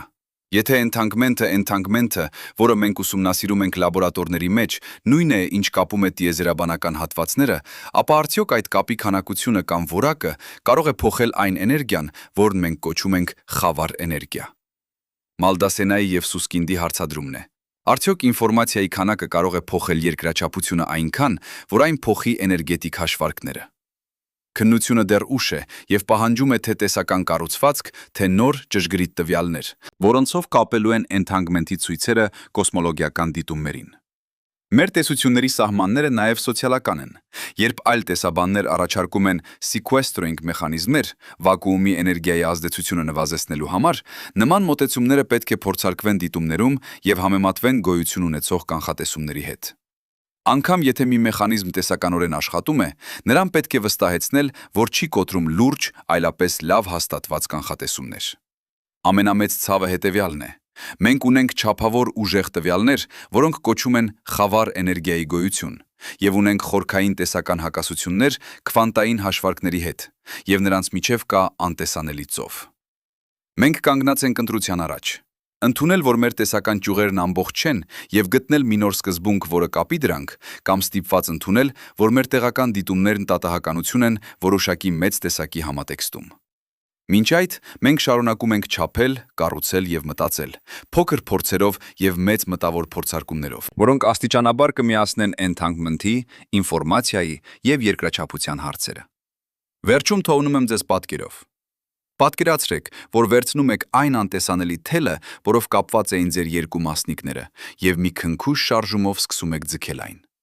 Երբ թելը փոխվում է, դուք չեք իմանա արդյոք լուսավորությունը կմնա նույնը, թե ամբողջ գունանկարը կհեռանա, թողնելով միայն լոկալ եւ կայուն դատարկություն։ Այդ անհամաձայնության մեջ է ձևավորվում մեր հաջորդ հարցը։ Ինչ կպատահի, երբ ինֆորմացիան, entanglement-ը եւ տիեզերքի ընդլայնումը սկսեն իրականում գործել որպես մեկ միասնական սկիզբ, եւ ինչն այն է, որի ուղղությամբ մենք պետք է մտնենք մոդելները փոխարկելու համար, թե տվյալները ավելի խորացնելու։ Ձեզնից հենց հիմա սկսում եմ։ Դուք նայում եք այս գրամային մակերեսին ու մտածում, ինչ կապ ունի ձեր փոքրիկ առօրյան այնագաղթական տիեզերքի հետ։ Դուք միաժամանակ նստած եք ժամանակի մի կետում, որն ուսուցանվում է ֆիզիկայի երկու հրամայականների ճակատի տակ։ Մեկը ասում է, փոքրիկ մասնիկները ենթարկվում են հավանականության, ուրիշը, տիեզերքը ղեկավարվում է գրավիտացիոն կանոններով։ Այս միօրինակ շփումը հենց այնտեղն է, որտեղ մեր ամենատարածական երազանքը սկսում է փլվել։ Մենք արդեն պատկերացրել էինք անտեսանելի թելը, որը երկու մասնիկների միջև ձգվում է։ Հիմա հարցն այն է, ինչ տեղի է ունենում այդ թելին, երբ այն հանդիպում է այնպիսի վայրերին, որտեղ ժամանակը եւ տարածությունը կորցնում են իրենց սովորական ընթացքը։ Թեզիսը պարզ է։ Քվանտային նորմերը եւ ընդհանուր հարաբերականության օրենքները սկսում են վեճ հայտարարել, երբ դրանք ստիպված են ազդել նույն բանի վրա՝ սև խորշակի կամ տիեզերաբանական ծայրերի նման գրավիտացիոն էքստրեմում։ Այստեղ է տեղի ունենում առաջին ապացույցի բախումը։ Սթիվեն Հոքինգը 1974 թվականին Քեմբրիջի համալսարանում հաշվեց, որ քվանտային դաշտերը կբերեն սև խորշակի ճառագայթման երևույթը, որը հիմա մենք կոչում ենք Հոքինգի ճառագայթ։ Այդ հաշվարկը օգտագործում էր քվանտային դաշտեր կորացած երկրաչափության ֆոնին, եւ արդյունքը խիստ պարզ էր ու միաժամանակ անհանգստացնող։ Սև խորշակը կորցնում է զանգված, բայց թվում է դուրս տալիս միայն թերմալ, ծայրապես անկապած ինֆորմացիա։ Եթե այդպես լիներ, ապա մենք ունենք գործընթաց, որտեղ մաքուր քվանտային վիճակն անցնում է աղքատ պատահական վիճակի, խախտելով քվանտային մեխանիկայի հիմնարար միությունն։ Բայց ահա, գիտնականների հաջորդ սերնդի արձագանքի նշանը։ Քվանտային միասնությունը թվում է անսասան։ Ջոն Ստյուարտ Բելը 1974 թվականին Բերմինգհեմի հետազոտական կենտրոնում ցույց տվեց, որ քվանտային կանխատեսումները չեն ընթանում որևէ պարզ տեղայնական թաքնված փոփոխականների մոդելով։ Սա թեստ է գիտականությանը, ոչ թե միայն փորձնական չափումների, այլ նաև այն հարցի, թե ինչ սկզբունքներն ենք մենք ամենից առաջնային համարում։ Այս երկու բաները, Հոքինգի ջնջումը եւ Բելի անխուսափելի խախտումը, դարձան մղիչ ուժերը, որոնք ստիպեցին ֆիզիկան հարցնել. Ինչ է այն նրբությունը, որը մենք անվանում ենք ինֆորմացիա։ Հաջորդ հարվածը գալիս է մտածելու հիմքով։ Դուք որպես դիտող կարող եք հասնել երկու տրամաբանական եզրակացությունների մեկի վրա։ Կամ ընդունել, որ կա ինֆորմացիայի ոչ վերականգնվող կորուստ, ինչը կխախտի քվանտային օրենքները, կամ մենք պետք է փոխարինենք մեր պատկերացումը տարածությունից եւ ժամանակից, ներառելով ոչ լոկալ հարցեր։ Եվ ահա այստեղ անհատական առաջարկները սկսեցին բազմապատկվել։ Որոշ ֆիզիկոսներ առաջարկեցին, որ ինֆորմացիան չի ջնջվում, այն պարզապես փոխադրվում է ավելի նուրբ ձևերով, որոնք նախկին հաշվարկները չեն տեսնում։ Այսինքն թեզիսը մեծ ու պարզ է։ Պատմությունը չի կարող շարունակվել որպես երկու, անկախ մասը, առանց կոնֆլիկտի։ Այժմ անցնենք գիտական ապացույցներին ու ենթադրյալ լուծումներին։ Անհամար մաթեմատիկական նախաձեռնություններ, օրինակ ADS/KFT համապատասխանությունը, Խուան Մալդասենը 1997 թվականի շրջանի աշխատանքները առաջարկեցին շրջանակ, որտեղ սև խորշակը համարժեք է լինում քվանտային դաշտի վարկածի բարձրակարգ համակարգին։ Այդ զուգահեռությունը թույլ տվեց տեսնել, թե ինչպես կրիպտիկ ինֆորմացիան կարող է պահպանվել, նույնիսկ եթե դասական դիտմամբ այն անհետանում է։ Դա փորձեր է տալ, որտեղ հաշվարկները աջակցում են միությանը, առանց պարտադիր ճակատագրական ինֆորմացիա ջնջման։ Համենայն դեպս չէ, ամեն ինչ այդքան պարզ չէ։ Ահա գալիս է Աղմեհրիի, Մարոլֆի, Պոլչինսկի, Սալի, AMPS խնդիրը։ Ջոզեֆ Աղմեհրի, Մարկ Մարոլֆի, Ջոզեֆ Փոլչինսկիի եւ Ամոլ Սալիի աշխատությունները 2012 թվականին, որոնք պարզեցին, որ եթե դու ցանկանում ես պահպանել միությունն ու տեղայնությունը միաժամանակ, նպաստելով նաեւ հավասարության սկզբունքին, ապա ստեղծում է կրակի տեսակի պարադոքս, այսինքն ծրագրեսինք, ծրագրավորնական ֆայրուոլներ կամ հրդեհապատեր։ Այս պնդումը ասում է, չես կարող ունենալ 3 հիմնական բաները միաժամանակ։ Պետք է հրաժարվել մեկից, կամ հավատալ, որ ներսի դիտողը չի տեսնում ոչինչ սխալ, հավասարության սկզբունքը, կամ ընդունել, որ այնտեղ կա հզոր դժբախտություն, հորիզոնին, որը ոչնչացնում է այն, ինչ պետք է այնտեղ լինի։ Այս բախումը դարձավ գիտականապես կոշտ կրիտիկական կետ, որը մասշտաբավորում է մեր սահմանները։ Փորձարկումների լույսը նույնպես չի մտնվում։ Ալֆրեդ Ասպեկտը 1982 թվականին Փարիզի լաբորատորիաներում եւ վերջին ժամանակների խոսում փորձերը 2013-ից 2015 թվականների արդյունքները ցույց տվեցին, որ ոչ լոկալության տարրեր արդար եւ իրական են մեր քվանտային աշխարհում։ Այս պատճառով շատ ֆիզիկոսներ սկսեցին մտածել, որ ոչ լոկալությունը կարող է լինել այն ուղին, որի միջոցով ինֆորմացիան խոսում է հորիզոնից դուրս։ Բայց սա չի նշանակում, որ մենք ունենք արագ հաղորդակցություն։ Ոչ փոխարկման սկզբունքը չէ, որ պիտի գերազանցվի։ Մենք կարիք ունենք բանաձևերի եւ ճշգրիտ հաշվարկների, որոնք ցույց կտան, թե ինչ չափի ոչ լոկալություն թույլատրվում է ճշգրտորեն։ Այստեղ հարց եմ ուղղում ձեզ, սկեպտիկները։ Դուք բացականչում եք, այս ամենը հիպոթետիկ է, ինչպես նաեւ մետաֆիզիկա։ Ձեր կասկածը տրամաբանական է, եւ հենց սա է գրավիչ հանգամանքը։ Մենք պետք է անպայման պահանջենք խիստ հաշվարկական ճշգրտություններ, ոչ միայն բանական տեսանկյուններ։ Այս պատճառով վերջին տասնամյակների զարգացումները չեն մնացել մտավորության մակարդակում։ Դրանք վերածվել են հաշվարկների, որոնք վկայում են քվանտային միասնության օգտին։ Դուգլաս Անգելհարտը եւ գործընկերները 2018 թվականից սկսած մշակեցին կրկնօրինակման մեխանիզմներ, որոնք տվեցին հնարավորություն վերաբերմունքային հաշվարկների համար։ Եվ այդ հաշվարկները վերադարձրին այն հայտնի էջագրային կորին, որը Դոմ Փեյջը 1993 թվականին կանխատեսել էր։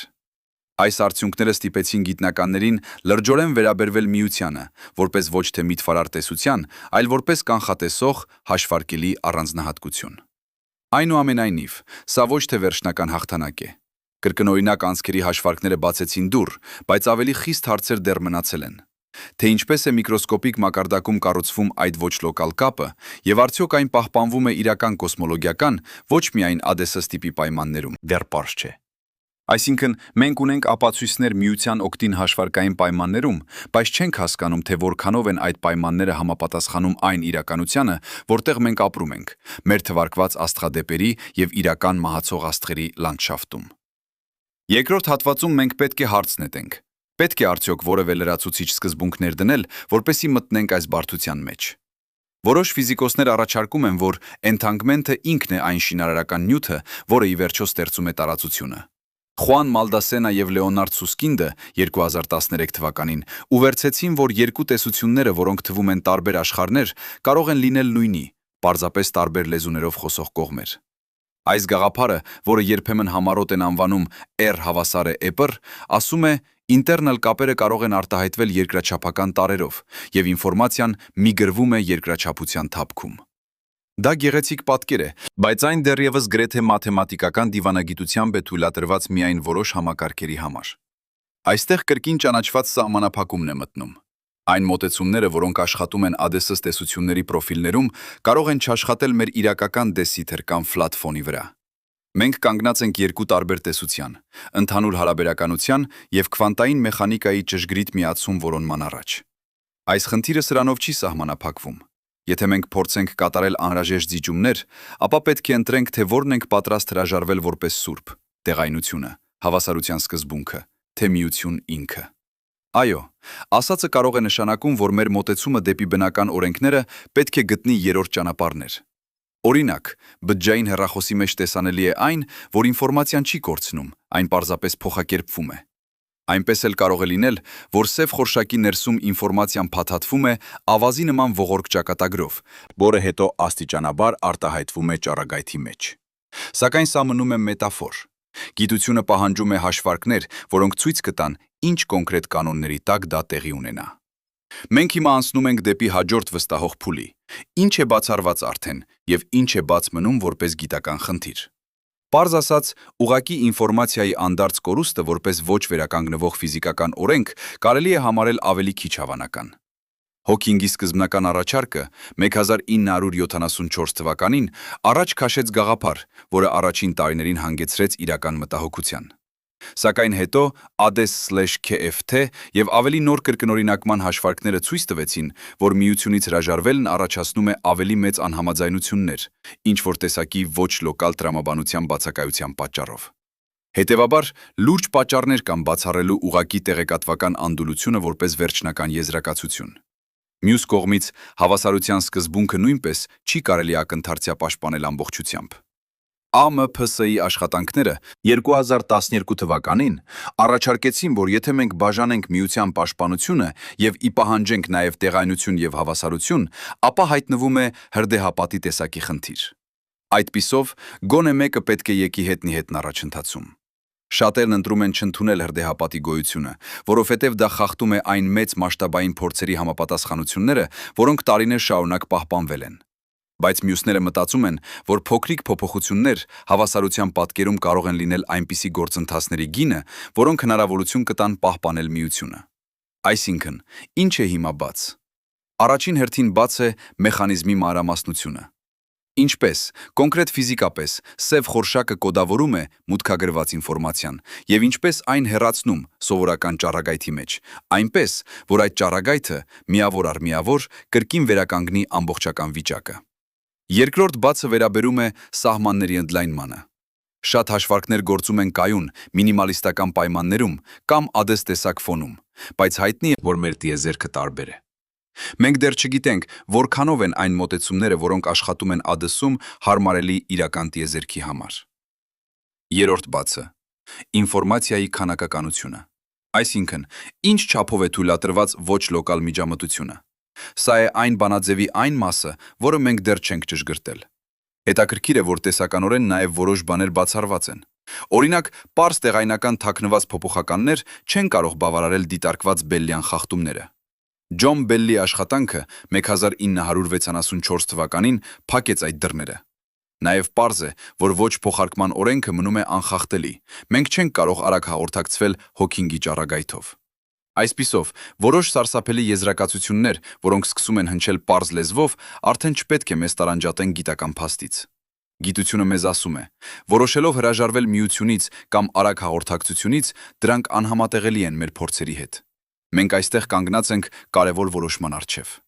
Կարող ենք ընդունել մի համակարգ, որտեղ տարածությունը համարվում է հետևանք քվանտային ինֆորմացիայի կազմակերպման, և սա մեզ տանում է դեպի մի ամբողջական նոր լեզու, որտեղ էնթանգմենթը դիտվում է որպես կառուցողական գործիք։ Կամ կարող ենք ապրել անհանգստության մեջ, ընդունելով, որ առկա հաշվարկները դեռևս անբավարար են, և պետք է սպասենք նոր դիտումներ կամ նոր մաթեմատիկական միացումներ։ Իմաստը տատանվում է պրակտիկում, թե որքանով կարող ենք մենք կառուցել մոդելներ, որոնք ոչ միայն չեն կորցնում հիմնարար սկզբունքները, այլև հանգեցնում են հաշվարկների, որոնց կարելի է վստահել։ Այս պահը պահանջում է նաև էմպիրիկ մոտեցումներ։ Ֆիզիկան ոչ միայն մտավոր էքստրեմում է, այն նաև փորձարարական ճամբարում պահանջում է տվյալներ։ Մենք արդեն տեսել ենք լաբորատոր փորձեր, որոնք պատրաստել են հոքինգյան օժանդակ օրինակներ Բոզ-Այնշտեյն կոնդենսատներում և լույսի այլ մեխանիզմերում։ Այս փորձերը չեն փոխարինում իրական սև խորշակների դիտարկումները, սակայն նրանք տալիս են ճշգրիտ քայլեր դեպի հասկանալ, թե ինչն կարող է լինել դրա ֆիզիկական հիմքը։ Այսպիսի մանր էքսպերիմենտները չեն հաղթահարել մեր բոլոր կասկածները, սակայն փոխել են վերաբերմունքը, ցույց տալով, որ հարցը ավելի մոտ է գիտությանը, քան ֆանտաստիկությանը։ Վերջում թող ձեզ հարց պահեմ դիտող։ Եթե էնթանգմենթը կարող է միացնել երկու մասնիկներ տիեզերքի հակառակ ծայրերում, ապա արդյոք այդ միացությունն ունի կառուցվածքային հետևանքներ, որպես տարածության մասնաբաժանման աշխարհագրություն, թե այն ընդամենը ինֆորմացիոն կապ է, որը չի ձևավորում երկրաչափությունը։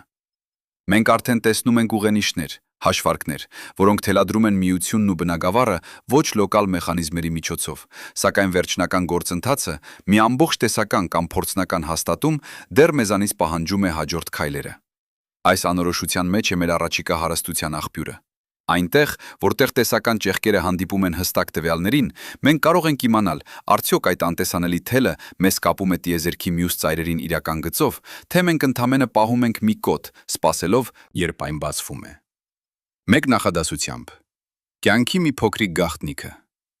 Դուք կորցրել եք մի թուղթ եւ մտածում եք, որ այն պարզապես կորել է, բայց հետո որևէ մեկը լուսավորում է այն արեգակնային փոշով եւ պարզվում է, որ այդ թուղթը մի մեծ գծապատկեր է, որի նույն հատվածը արդեն գոյություն ունի մեկ այլ սեղանին։ Այս պատկերն է մեր ելքը։ Վերջին մասում մենք կանգ առանք հարցի առաջ. արդյոք entanglement-ը պարզապես ինֆորմացիոն կոդ է, թե արդյոք այն նաև կառուցում է տարածությունը։ Հիմա մենք չենք սկսում նոր բացահայտումներով, մենք շարժվում ենք մտքի 3 խոշոր տիրույթների միջով, որոնք փորձում են պատասխանել այս հարցին։ Յուրաքանչյուր տիրույթն ունի իր տարրական ենթադրությունն ու իր հետապնդումները, ֆիզիկայից պահանջվող պատասխանների համար։ Առաջին ռազմավարությունը կոչվում է ուղիղ պարզ փաստ։ Այս մոտեցման հիմնական գաղափարը պարզ եւ դաժան է։ Այն ասում է. entanglement-ը գոյություն ունի որպես պարզ փաստ, ինչպես հողը կամ էլեկտրական բնութագիրը, առանց ավելի խոր պատճառաբանությունների։ Այս ռազմավարությունը չի փորձում բացատրել, թե ինչու ամբողջությունը ավելի էական է, քան մասերը, այն պարզապես գրանցում է այն, ինչ մենք տեսնում ենք որպես հում տվյալ։ Սա տնտեսապես պարզ է, այն ազատ է մեծ տեսական մետակառուցվածքներից եւ չի պահանջում լրացուցիչ մետաֆիզիկական հիպոթեզեր, որոնք չեն ստուգվում փորձով։ Ուղիղ պարզ փաստի ուժը կայանում է նրա փորձարարական համահունչ լինելու մեջ։ Երբ Ջոն Ստյուարտ Բելը 1974 թվականին մշակեց իր անհավասարությունը որպես փորձարարական թեստ, այն ըստ էության թույլ էր տալիս հարցնել. կա արդյոք ավելի խոր մեխանիզմ, թե ոչ։ Բելի փորձերն ու հետո Ալֆրեդ Ասպեկտի աշխատանքի արդյունքները ցույց տվեցին, որ մեր տեսած entanglement-ը ոչ մի պարզ տեղայնացված թաքնված փոփոխականներով չի բացատրվում։ Ահա այստեղ ուղիղ պարզ փաստը հանգիստ է։ Այն չի խոստանում պատճառ, այն գրանցում է պատկերը եւ ասում. սա այն է, ինչ ունենք։ Սակայն եթե մենք ուզում ենք կապել այս պատկերը տարածության ու երկրաչափության մեջ, այս մոտեցումը երբեմն զգացվում է ոչ բավարար։ Եթե ուղիղ պարզ փաստը պահանջում է քիչ բան, նրա հիմնական թերությունը այն է, որ սա չի տալիս կառուցողական ուղեցույց դեպի նոր կանխատեսումներ, որոնք դուրս են գալիս տվյալների սահմաններից։ Այն կարող է լինել ֆիզիկայի համար հանգիստ արձանագրում, սակայն այն դժվարությամբ է համատեղում մեծ տեսական միացումների հետ, օրինակ, ասկզբում ենթադրելով, որ entanglement-ը կարող է շաղախել սև խորշակների ինտեգրալ ինֆորմացիան կամ կառուցել տոպոլոգիական կամուրջներ երկու առանձին հատվածների միջև։ Ուղիղ պարզ փաստը ասում է. սպասիր փորձերի արդյունքներին եւ մի ավելացրիր չափածուցված կառուցվածքներ։ Սա ունի իր արժեքը, բայց նաեւ իր սահմանափակումները։ Հատկապես երբ հարցը պահանջում է բացատրություն, թե ինչու աշխարհը նման է։ Երկրորդ ռազմավարությունը կարելի է անվանել պետք է լինի հիմք կամ անհրաժեշտ հիմք։ Այս մոտեցումը փնտրում է կառուցվածքային կանոններ կամ կոնստանտներ, որոնք չեն սահմանափակվում միայն տեսությամբ, այլ այն վերածում են հետևանքի։ Այս դիրքորոշման դասական արտահայտություններից է գաղափարը, որ entanglement-ը չի պարզապես պատահական կապն է, այլ անհրաժեշտ արդյունք մի խորքային օրենքների կամ մաթեմատիկայի, որոնք կառուցում են տարածությունը։ Այս տեսակետը սնուցում է մեր բացատրական պահանջը, այն փորձում է ոչ միայն գրանցել, այլև բացատրել։ Օրինակ, Խուան Մալդասենան պատերազմի իր ADS/KFT աշխատանքներով ցույց տվեց, թե ինչպես որոշ քվանտային ինֆորմացիոն կառուցվածքներ կարող են արտահայտվել որպես երկրաչափական հատկանիշներ։ Այս տեսությունը առաջարկում է, որ պետք է գտնել սկզբունք, որը ստիպում է entanglement-ին կառուցել տիեզերքի ֆիզիկական հատկությունները։ Պետք է լինի հիմք, ռազմավարության ուժը բացատրականն է։ Այն կարող է առաջարկել միասնական նկար, որը կապում է միկրոն եւ մակրոն, քվանտային աշխարհը եւ գրավիտացիոն երկրաչափությունը։ Սակայն նրա թույլ կողմը այն է, որ երբեմն այն անցնում է փորձարկումների առջևով, պահանջելով վերին մաթեմատիկական կամ փիլիսոփայական շերտ, որը դժվար է փորձարկել անմիջապես։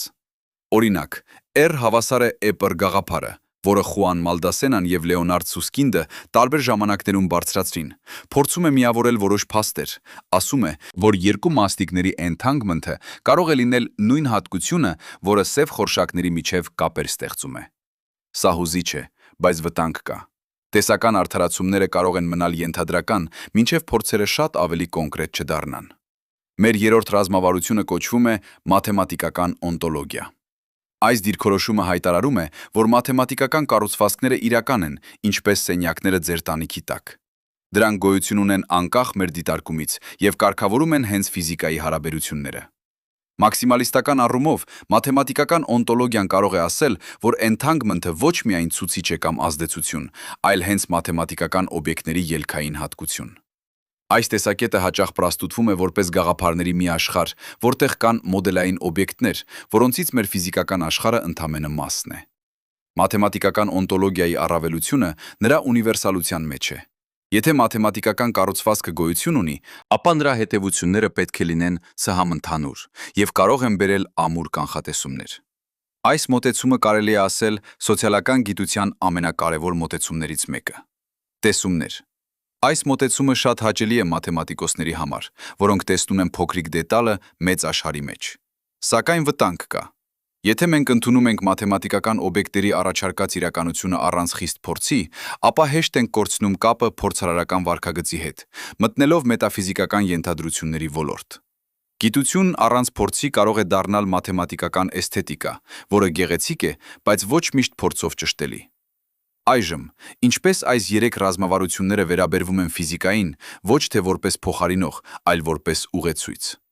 Ուղիղ պարզ փաստը դեռ պաշտպանում է փորձը որպես գերիշխող դատավոր։ Այս մոտեցումը թույլ է տալիս ֆիզիկային շարունակել աշխատել խստորեն փորձի կողմում։ Այն չի տալիս մեծ մետամոդելներ, սակայն դա չի նշանակում, որ այն դեմ է տեսական զարգացմանը։ Դա ուղղակի ասում է, մինչև փորձը չի ապացուցում, ոչինչ մի պնդիր։ Սա օգտակար է, երբ փորձերի տվյալները հակասում են տեսողության, դրանք թույլ չեն տալիս շտապ եզրակացություններ։ Պետք է լինի հիմք մոտեցում, ավելի ակտիվ ձգտում է տեսական մոդելների նկատմամբ, որոնք դառնում են փորձարարական թեստերի ներքին ուղղորդումներ։ Երբ Խուան Մալդասենան զարգացրեց ADES/KFT հարաբերությունները, դա ցույց տվեց, թե ինչպես գիտակցված մաթեմատիկական բանաձևերը կարող են ըմբռնել էվոլյուցիոն խնդիրները։ Հիմնարար տեսությունները կարող են ուղղորդել փորձերի փնտրտուքները եւ տալ նոր կանխատեսումներ, որոնք ուղիղ պարզ փաստը չի ընդգծի։ Սակայն տեսական նպատակադրումը հարկավոր է ուղիղ կապով փորձի հետ, այլապես այն մնում է հետաքրքրական գաղափարագրություն։ Մաթեմատիկական օնտոլոգիան հրավիրում է այնպիսի հարաբերությունների, որտեղ ֆիզիկան դառնում է մաթեմատիկայի մեկնության մի մասը։ Օրինակ, եթե ընդունենք, որ որոշ մաթեմատիկական տոպոլոգիական հատկանիշներ պարտադիր են, ապա գոյություն կունենան նորմալ եւ վիրավոր ֆիզիկական համակարգերի միջև տարբերություններ, որոնք հնարավոր է փորձարկել։ Սակայն դա տեղի կունենա միայն այն ժամանակ, երբ մաթեմատիկական կանխատեսումները բովանդոտ եւ փորձարկելի երևույթների կտան։ Այստեղում գիտական եղանակը չի փոխվում։ Մաթեմատիկական օնտոլոգիան նույնպես պետք է ենթարկվի փորձի, այլապես այն ընդամենը փիլիսոփայական գեղեցկություն կմնա։ Մենք հիմա պետք է մի փոքր կոշտ լինենք եւ հարցնենք. ինչու ընտրել որևէ մեկը։ Տեքստում չկա մեկ չափի լուծում։ Յուրաքանչյուր ռազմավարություն առաջարկում է տարբեր աշխատանքային մոդել։ Սակայն փաստը, որ Բելյան փորձերն ու հետագա աշխատանքները, օրինակ Հենսենի եւ գործընկերների փորձերը, փակեցին կարևոր բացթողումները, նշանակում է, որ ուղիղ պարզ փաստը չի կարող լինել ամբողջ պատմությունը։ Նույնիսկ եթե դուք ընդունում եք entanglement-ը որպես փաստ, դուք պետք է ընդունեք նաև, որ այն ունի հետևանքներ, ոչ փոխարկման սկզբունքի ապահովմամբ, որոնք գիտության լեզվով պետք է բացատրվեն։ Այսպիսով, ուղիղ պարզ փաստը գործնական է, բայց գիտական տեսանկյունից չի տալիս փակվող պատասխաններ։ Հաջորդը, մեծ հարցը։ Ինչպես մեր երեք ռազմավարությունները պատասխանում են ոչ փոխարկման պայմանին, այսինքն entanglement-ի դեպքում մի մասնիկով որևէ ազդանշան չի կարող ուղարկվել լույսի արագությունից արագ։ Ուղիղ պարզ փաստը ընդունում է դա որպես փորձի պահանջ, ոչինչ ավել։ Պետք է լինի հիմք մոտեցումը, պետք է բացատրի ինչու այդպես է։ Օրինակ, կարող է առաջարկել, որ տեղայնությունը փրկելու համար կան կոնսերվատիվ կանոններ կամ ինֆորմացիոն խոչընդոտներ, որոնք արգելում են արագ հաղորդակցություն։ Մաթեմատիկական օնտոլոգիան կարող է ասել, որ գոյություն ունեն մաթեմատիկական կառուցվածքներ, որոնց հատկությունները ապահովում են ոչ փոխարկումը որպես բնածին հատկանիշ։ Այստեղում մի ուշագրավ տեխնիկական հաջողություն պետք է նշենք որպես իրական քայլ։ Վերջին տարիների փորձերը, որոնք ներառում են երկրագնդային եւ արբանյակային entanglement-ի բաշխման աշխատանքները, օրինակ 2009 մթնոլորտական տիպի փորձերի եւ 2016 թվականին չինական ուղղորդման ներքո մեկնարկած փորձերը, ցույց տվեցին, որ entanglement-ը կարելի է պահպանել անհավանական հեռավորությունների վրա։ Սա տեխնոլոգիական ճեղք է, որը մեզ ստիպեց վերանայել, թե որքան հեռու կարող ենք փորձարկել այս անսովոր կապերը։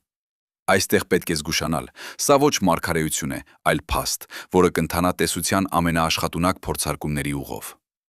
Պատկերացրեք երկու խաղալիք ծառեր, մեկը մոտ լույսի շառավղում, մյուսը հեռու, աստղերի նման, եւ մի անտեսանելի թիլ, որը իրադարձականորեն կապում է նրանց։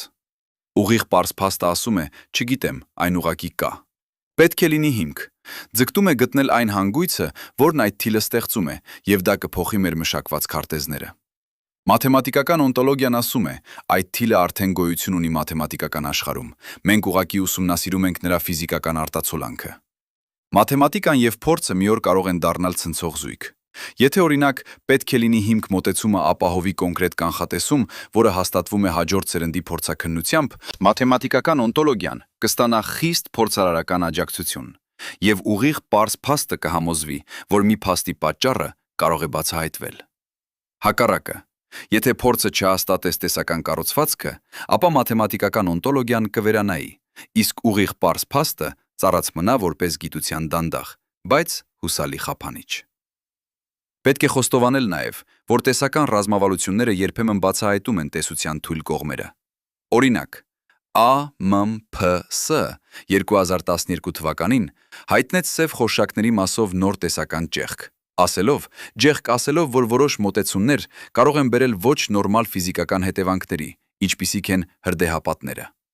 Այսպիսով, տեսությունը ինքն իրեն ստիպված է լինել ինքնակարգող, անցկացնելով ներքին քննադատություն։ Դա առողջ գործընթաց է, տեսությունների կենդանության թեստը։ Հետաքրքիր է նաև դիտարկել, թե ինչպես այս երեք մոտեցումները կարող են համագործակցել տեխնիկապես։ Օրինակ, ֆիզիկոսները կարող են սկսել ուղիղ պարզ փաստի հետ, հավաքելով մեծ նմուշ փորձարկման տվյալներ, ապա կիրառել պետք է լինի 5 տեսական լուծումներ, կառուցելով մոդելներ, որոնք փորձում են վերացականությունից բերել կոնկրետ կանխատեսումներ, եւ այդ մոդելները կարող են ոգեշնչվել մաթեմատիկական օնտոլոգիական շահագրգռությամբ, օգտվելով տոպոլոգիական տարրերից եւ ալգեբրիկ կառուցվածքներից։ Այս երեքը կարող են լինել համագործակցային լաբորատորիաներ, ոչ թե մենամարտող ճակատներ։ Մենք պետք է նաև հիշենք, որ մասնիկների եւ տիեզերքի զուգադիպությունները, մեր երկրորդ հուկը, փոքր եւ մեծի զուգակցումը, տալիս են գործիքներ ռազմավարությունների գերիգնահատման համար։ Երբ մենք ուսումնասիրում ենք միկրոէֆեկտները լաբորատոր սանդղակներում եւ նույն մաթեմատիկական դետալները հայտնվում են սև խորշակների երկրաչափական հաշվարկներում, զարմանալի համընկնումները ստիպում են մտածել, որ մեր հեռավոր տեսական մոտեցումները կարող են լինել նույն օրենքի տարբեր արտահայտությունները։ Այս զուգադիպությունը խթանում է պետք է լինի հիմք եւ մաթեմատիկական օնտոլոգիայի համատեղ աշխատանքը, քանի որ նույն մաթեմատիկական տարրերը երևում են երկու մասշտաբներում։ Սակայն վտանգը կրկնվում է։ Երբ մենք շատ ենք հույսը դնում մաթեմատիկական համացանցի վրա, հեշտ է ընկնել պոստուլատների արանքում, որտեղ կապերը գեղեցիկ են միայն կանխատեսումների համար։ Ֆիզիկայի նավահանգիստը միշտ փորձն է։ Այս պատճառով ուղիղ պարզ փաստը կարևոր պահպանող է։ Այն հիշեցնում է, որ փորձի ինդեքսը չի կարելի փոխարինել տեսական տրամաբանով։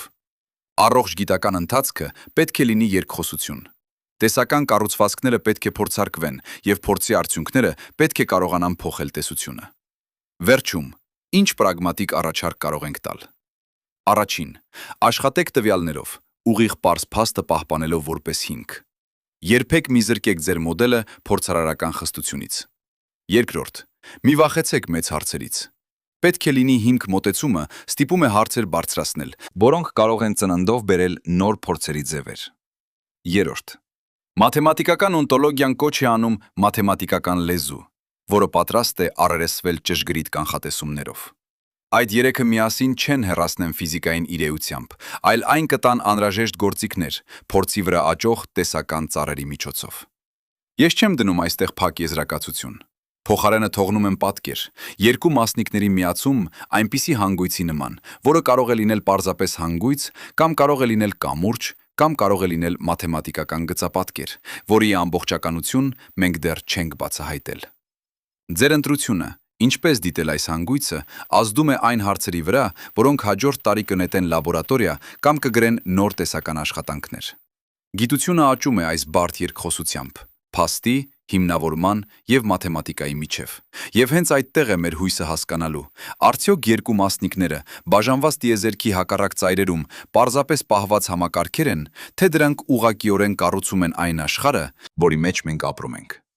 Պարադոքսը սկսվում է հեղինակությունից։ Մեկ կողմում կանգնած է ամենքին ծանոթ պատասխանատվությունները հաստատող ֆիզիկայի հսկան Ալբերտ Էյնշտեյնը, որը 1935 թվականին հարց էր բարձրացնում քվանտային ամբողջականության մասին եւ զգուշացնում էր հավանականության երկխոսությունից։ Իսկ մյուս կողմում կանգնած է փորձը, որը քայլ առ քայլ ցույց է տվել, որ այդ երկխոսությունը անբավարար է։ Ինչպես փորձը խոսում է այս դիվանագիտական ճգնաժամի ժամանակ, պարզ է։ Մենք ավարտում ենք այս ֆիլմի ուղին այնտեղ, որտեղ ձեր կարծրատիպերը վտանգված են։ Մենք արդեն տեսել ենք, որ մի ամբողջ կարող է լինել մի բան, որը չի ենթարկվում նրա մասերի գումարին, եւ այդ միությունն ունի նաեւ առանձնահատուկ հետևանքներ մեր իմացության եւ գործնականության համար, որոնք առանցքային են։ Պատճառը ոչ միայն գիտական թեզ է, մեկը թել է, մեկը հանգույց։ Երկու մասնիկների սերտ կապվածությունը չի թողնում մեզ բնավ պարզ հետևություններ անել այն մասին, թե ինչը իրականում կա, որովհետև չափումը որոց չի դառնում միայն ձեր տեսողականությունը։ Այսքանն էր տեսական շրջապատույտը։ Հիմա մենք պետք է հարցնենք, ինչը հասկացվեց վստահորեն։ Պետք է համեմադրել այն, ինչ փորձով հաստատվել է, այն, ինչ տեսականորեն փիշնահատվել է, եւ այն, ինչ մնում է անորոշ, եւ անել այդպես, որ ձեր կյանքում դա ինչ-որ նշանակություն ունենա։ Սա ոչ թե ուսումնական խնդիր է, առավել հստակը փորձի եզրակացությունն է։ Ֆիզիկոս Բելը 1964 թվականին ցույց տվեց, որ տեղային թաքնված փոփոխականների պարզ գաղափարը չի կարող բացատրել փորձի դիտարկումները, եւ Ալֆրեդ Ասպեկտի փորձերը 1982-ից սկսած հաստատեցին այդ ճեղքերը փորձարարական փաստերով, ինչը նշանակում է, որ աշխարհը կամ չի լիովին տեղայնական, կամ չի լիովին ռեալիստական այն ձևով, ինչպես մենք սովորաբար պատկերացնում ենք։ Այս արդյունքը գիտության ամենաիրական պատասխանն է, երբ խոսքը վերաբերում է էնթանգմենթին։ Ինչի վրա պետք է դնենք մեր հաջորդ քայլերի հույսը։ Տեսական առաջարկները, սկսած Շրոդինգերից մինչև Մալդասենա եւ Սուսկինդի 2013-ից սկսած աշխատանքները, առաջարկում են, որ էնթանգմենթը կարող է լինել ոչ միայն ինֆորմացիայի արտահայտում, այլ նաեւ այն ֆիզիկական կառուցվածքի հիմքը, որը մենք կոչում ենք տարածություն ժամանակ։ Այս առաջարկը նաև մեզ հրավիրում է մտածել ոչ թե մասնիկների մասին առանձին, այլ նրանց միջև գոյացող կողմնորոշվող ամուլության մասին։ Սակայն այստեղ է սահմանափակումը։ Թեև տեսական կապերն հզոր են եւ տեսք են տալիս տարբեր մոդելների, փորձի սահմանափակումները դեռ թույլ չեն տալիս պարզ եզրակացություններ անել, թե արդյոք էնթանգմենթը իսկապես կառուցում է երկրաչափությունը կամ ուղղակիորեն միայն ինֆորմացիան կապող հոսք է։ Այդ պարզ իրականությունը թույլ չի տալիս մեզ արագ ճակատագրական եզրակացություններ անել։ Այդ սահմանափակումը ունի քանակական կողմ։ Խոսքը միայն աղմուկի, չափիչների թերի կատարման կամ փորձի փոքր նրբությունների մասին չէ։ Խոսքը նաև այն մասին է, որ մենք դեռ չունենք ամբողջական մի ֆիզիկական տեսություն, որը միաժամանակ կդաստիարակի քվանտային ոլորտները եւ տեղայնական քաշի ուժերը, ստեղծելով փորձարկելի նոր կանխատեսումներ, որոնք կարող են տարբերակել ինֆորմացիոն եւ կառուցողական դերերը։ Այսպես մենք կանգնած ենք տեսության ու փորձի հատման խաչմերուկում։ Մի փոքր պատկեր։ Հնագույն հյուս է, որն աստիճանաբար բացվում է։ Ձեզ մոտ է մի վերնաշապիկի հանգույց, որը թվում է պարզ, բայց երբ սկսում եք քաշել մեկը, հայտնվում են ամուր, անսպասելի սայլեր, որոնք կապված են ամբողջ ձայներով ամբողջության հետ, առանց հստակ տեղայնացման։ Այդ պատկերն օգնում է հասկանալ, թե ինչու դետալները կարևոր են։ Հենց այստեղ է, որ փիլիսոփայությունն սկսում է խաղալիչ դերը։ Եթե մենք ընդունենք, որ ամբողջը շատ ավելի նշանակալի է, քան մասերը, ապա մեր տեսակետը փոխվում է, դեպի այն, որ իրականությունը կարող է լինել համատեղ ինդիվիսիբիլ եւ ոչ թե բեկված օբյեկտների հավաքածու։ Այդ մոտեցումը փոխում է ոչ միայն գիտական հարցերը, այլ նաեւ այն, թե ինչպես մենք պատկերացնում ենք ազգային արժեքները, ազատ կամքը եւ պատճառականությունը։ Բայց եղանակներ կան։ Փորձել այս գաղափարները բովանդակորեն կապել ապացույցների հետ։ Մեկ օրինակ է սև խորշակների տեղեկատվական պարադոքսը, որտեղ Աղմեհրի, Մարոլֆի, Պոլչինսկի եւ Սալիի աշխատանքները 2012 թվականին մատնանշեցին հավանական բանաձևեր, որոնք նշանակում են, որ էնթանգմենթը կարող է վերածվել այն տեսակի թելը, որը հնարավորություն է տալիս ինֆորմացիայի պահպանման համար մի ամբողջական պատկերի, չնայած դասական վերագտումներին։ Այս առաջարկը նաև ցույց տվեց, թե ինչպես տեսական նորույթները կարող են առաջ բերել նոր փորձարարական հետապնդումներ։ Թե ինչն է արդեն կիրառական ու անձնական, այն էլ պարզ է։ Քվանտային գաղտնագրությունն ու քվանտային ցանցերը հիմնված են էնթանգմենթի փաստի վրա, եւ այս տեխնոլոգիաները հնարավոր են դարձնում անվտանգ հաղորդակցություն եւ խիստ զգայուն չափումներ, որոնք կազդեն ձեր մասնագիտական եւ անձնական կյանքի վրա հաջորդ 10 տարիների ընթացքում։ Այս հնարավորությունները ոչ թե հեռու ֆանտազիա են, այլ արդեն իրականացվող ծրագրեր եւ արբանյակային փորձեր։ Այստեղ է երկրորդ հուկը՝ չափը, մեկ սեղանից մինչև տիեզերք։ Մեր առօրյա փորձը, երկու մարդկանց միջև բառացի կամ անզգուշական հետազրույցը, փոքրիկ մոդել է այն կապի, որը մենք քվանտային էնթանգմենթում տեսնում ենք, եւ այդ կապի նույն էնչը կարող է փորձել կապված լինել տիեզերաբանական չափերում մինչև սև խորշակների կենտրոնները։ Այս անցումը սովորականից դեպի 2.5 միլիարդ աստղերի չափը ցույց է տալիս, թե ինչքան խորն է խնդիրը։ Այդ չափային սանդրակն անցանելի է։ Մեկ կողմում լաբորատորիայի լազերի փոքր նապաստակը եւ գերհզոր փորձարկումը, մյուս կողմում սև խորշակի մարմինը, որը կարող է պահել ինֆորմացիան ամբողջ մեծության մեջ, եւ այս երկու վերջնակետերը կապված են մի ընդհանուր լեզվով՝ entanglement-ի հիմքով։ Այդ լեզուն մեզ դեռևս ամբողջությամբ չի պարզաբանվել։ Մինչ մենք ավելի խորը հետազոտում ենք, պետք է հիշել, գիտությունը էթիկայի հետ կապված է։ Եթե entanglement-ը դառնում է տեխնոլոգիական ռեսուրս, ապա մեր համայնքային ու մարդկայնության որոշումները կունենան նոր նշանակություն։ Ինչ արժե այնպիսի տեխնոլոգիան, որը կարող է միավորել մարդիկ կամ երկրներ այնպես, որ ինֆորմացիան լինի անմիջապես հասանելի կամ ընդհանրապես փակված, պահանջում է սահմանափակումների եւ կանոնների մշակում։ Այսինքն, խնդիրը ֆիզիկական չէ միայն, սա նաև թույլտվություն է մեր արժեքային համակարգերի համար։ Մենք պետք է որոշենք, թե որոնք են մեր պատվիրակությունները այդ տեխնոլոգիաների կիրառման մեջ, եւ ինչպես չենք թույլատրի, որ նոր գիտելիքը փոխարինի մեր բարոյական եւ իրավական կազմակերպմանը։ Այդ հարցը ոչ պակաս կարևոր է, քան տեխնիկական խնդիրները։ Տեխնիկական տեսանկյունից առաջ են մեծ մարտահրավերներ։ Քվանտային ցանցերի մասշտաբումը պահանջում է կորուստների եւ աղմուկի դեմ արդյունավետ մեթոդներ, որոնք թույլ կտան պահպանել entanglement-ը հեռավոր տարածություններում, եւ այդ խնդիրը ինքնին ծառայում է որպես փորձարկման լաբորում տեսական ենթադրությունների։ Հաջորդ քայլերը պահանջում են համատեղ ինժեներական եւ ֆիզիկական մոտեցումներ։ Իսկ գիտական տրամաբանությունը դիմում է կրկին։ Եթե երկու մասնիկները կարող են մնալ սերտ կապված, անգամ երբ բաժանված են տիեզերքի հակառակ ծայրերում, ուզում ենք հասկանալ, արդյոք կա մի խոր կառուցվածքային հիմք, որը թույլ է տալիս նման այդպիսի կապ գոյանալ։ Եթե այո, ապա այդ հիմքը կարող է փոխել մեր պատկերացումները ոչ միայն հաղորդակցության, այլև տարածության եւ իրականության մասին։ Ֆիլմի այս պահին ո՞ր մտքերի վրա պետք է մնաք։ Արտահայտված է այն, ինչ փորձը հաստատել է։ Entanglement-ը իսկապես կանգնած է իրականության հիմքում որոշ իմաստներով։ Տեսականորեն կա ճանապարհ, որը կապում է entanglement-ը տարածության հետ։ Սակայն բաց հարցն այն է, ինչքան այդ հարաբերությունները ֆիզիկապես կառուցողական են, այլ ոչ միայն բառերով նկարագրվող։ Այս սահմանը է մեր հետագա որոնման ուղենիշը։ Ընդգծում եմ մեկ շատ կոնկրետ բան։ Գիտությունը փոքր քայլերով դուրս է բերում մեզ այն մարքեթինգային ցանկություններից, որոնցով կարող ենք արագ եզրակացություններ անել, եւ խնդիրը լուծելու համար անհրաժեշտ է համադրություն մի սառը, ճշգրիտ փորձի եւ խենթ ռիսկային տեսականության միջև։ Այդ երկխոսությունը գիտահետազոտական կան ճանապարհի իմաստն է։ Եվ դուք դիտում եք այս միֆը, խնդրեք ինքներդ ձեզ։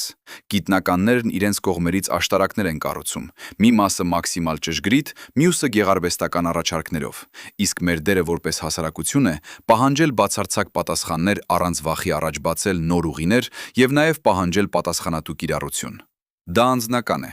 Մի վերջին օրինակ, ձեր առօրյա անվտանգության տեսանկյունից։ Քվանտային գաղտնագրության զարգացումը կարող է փոխել այն, թե ինչպես դուք ուղարկում եք ֆինանսական տվյալներ կամ բժշկական նամակներ, եւ ваша անձնական գաղտնիությունը կախված կլինի այն գիտնականներից, կարա այսօր նստած են լաբորատորիայում մշակելով այս մեթոդները։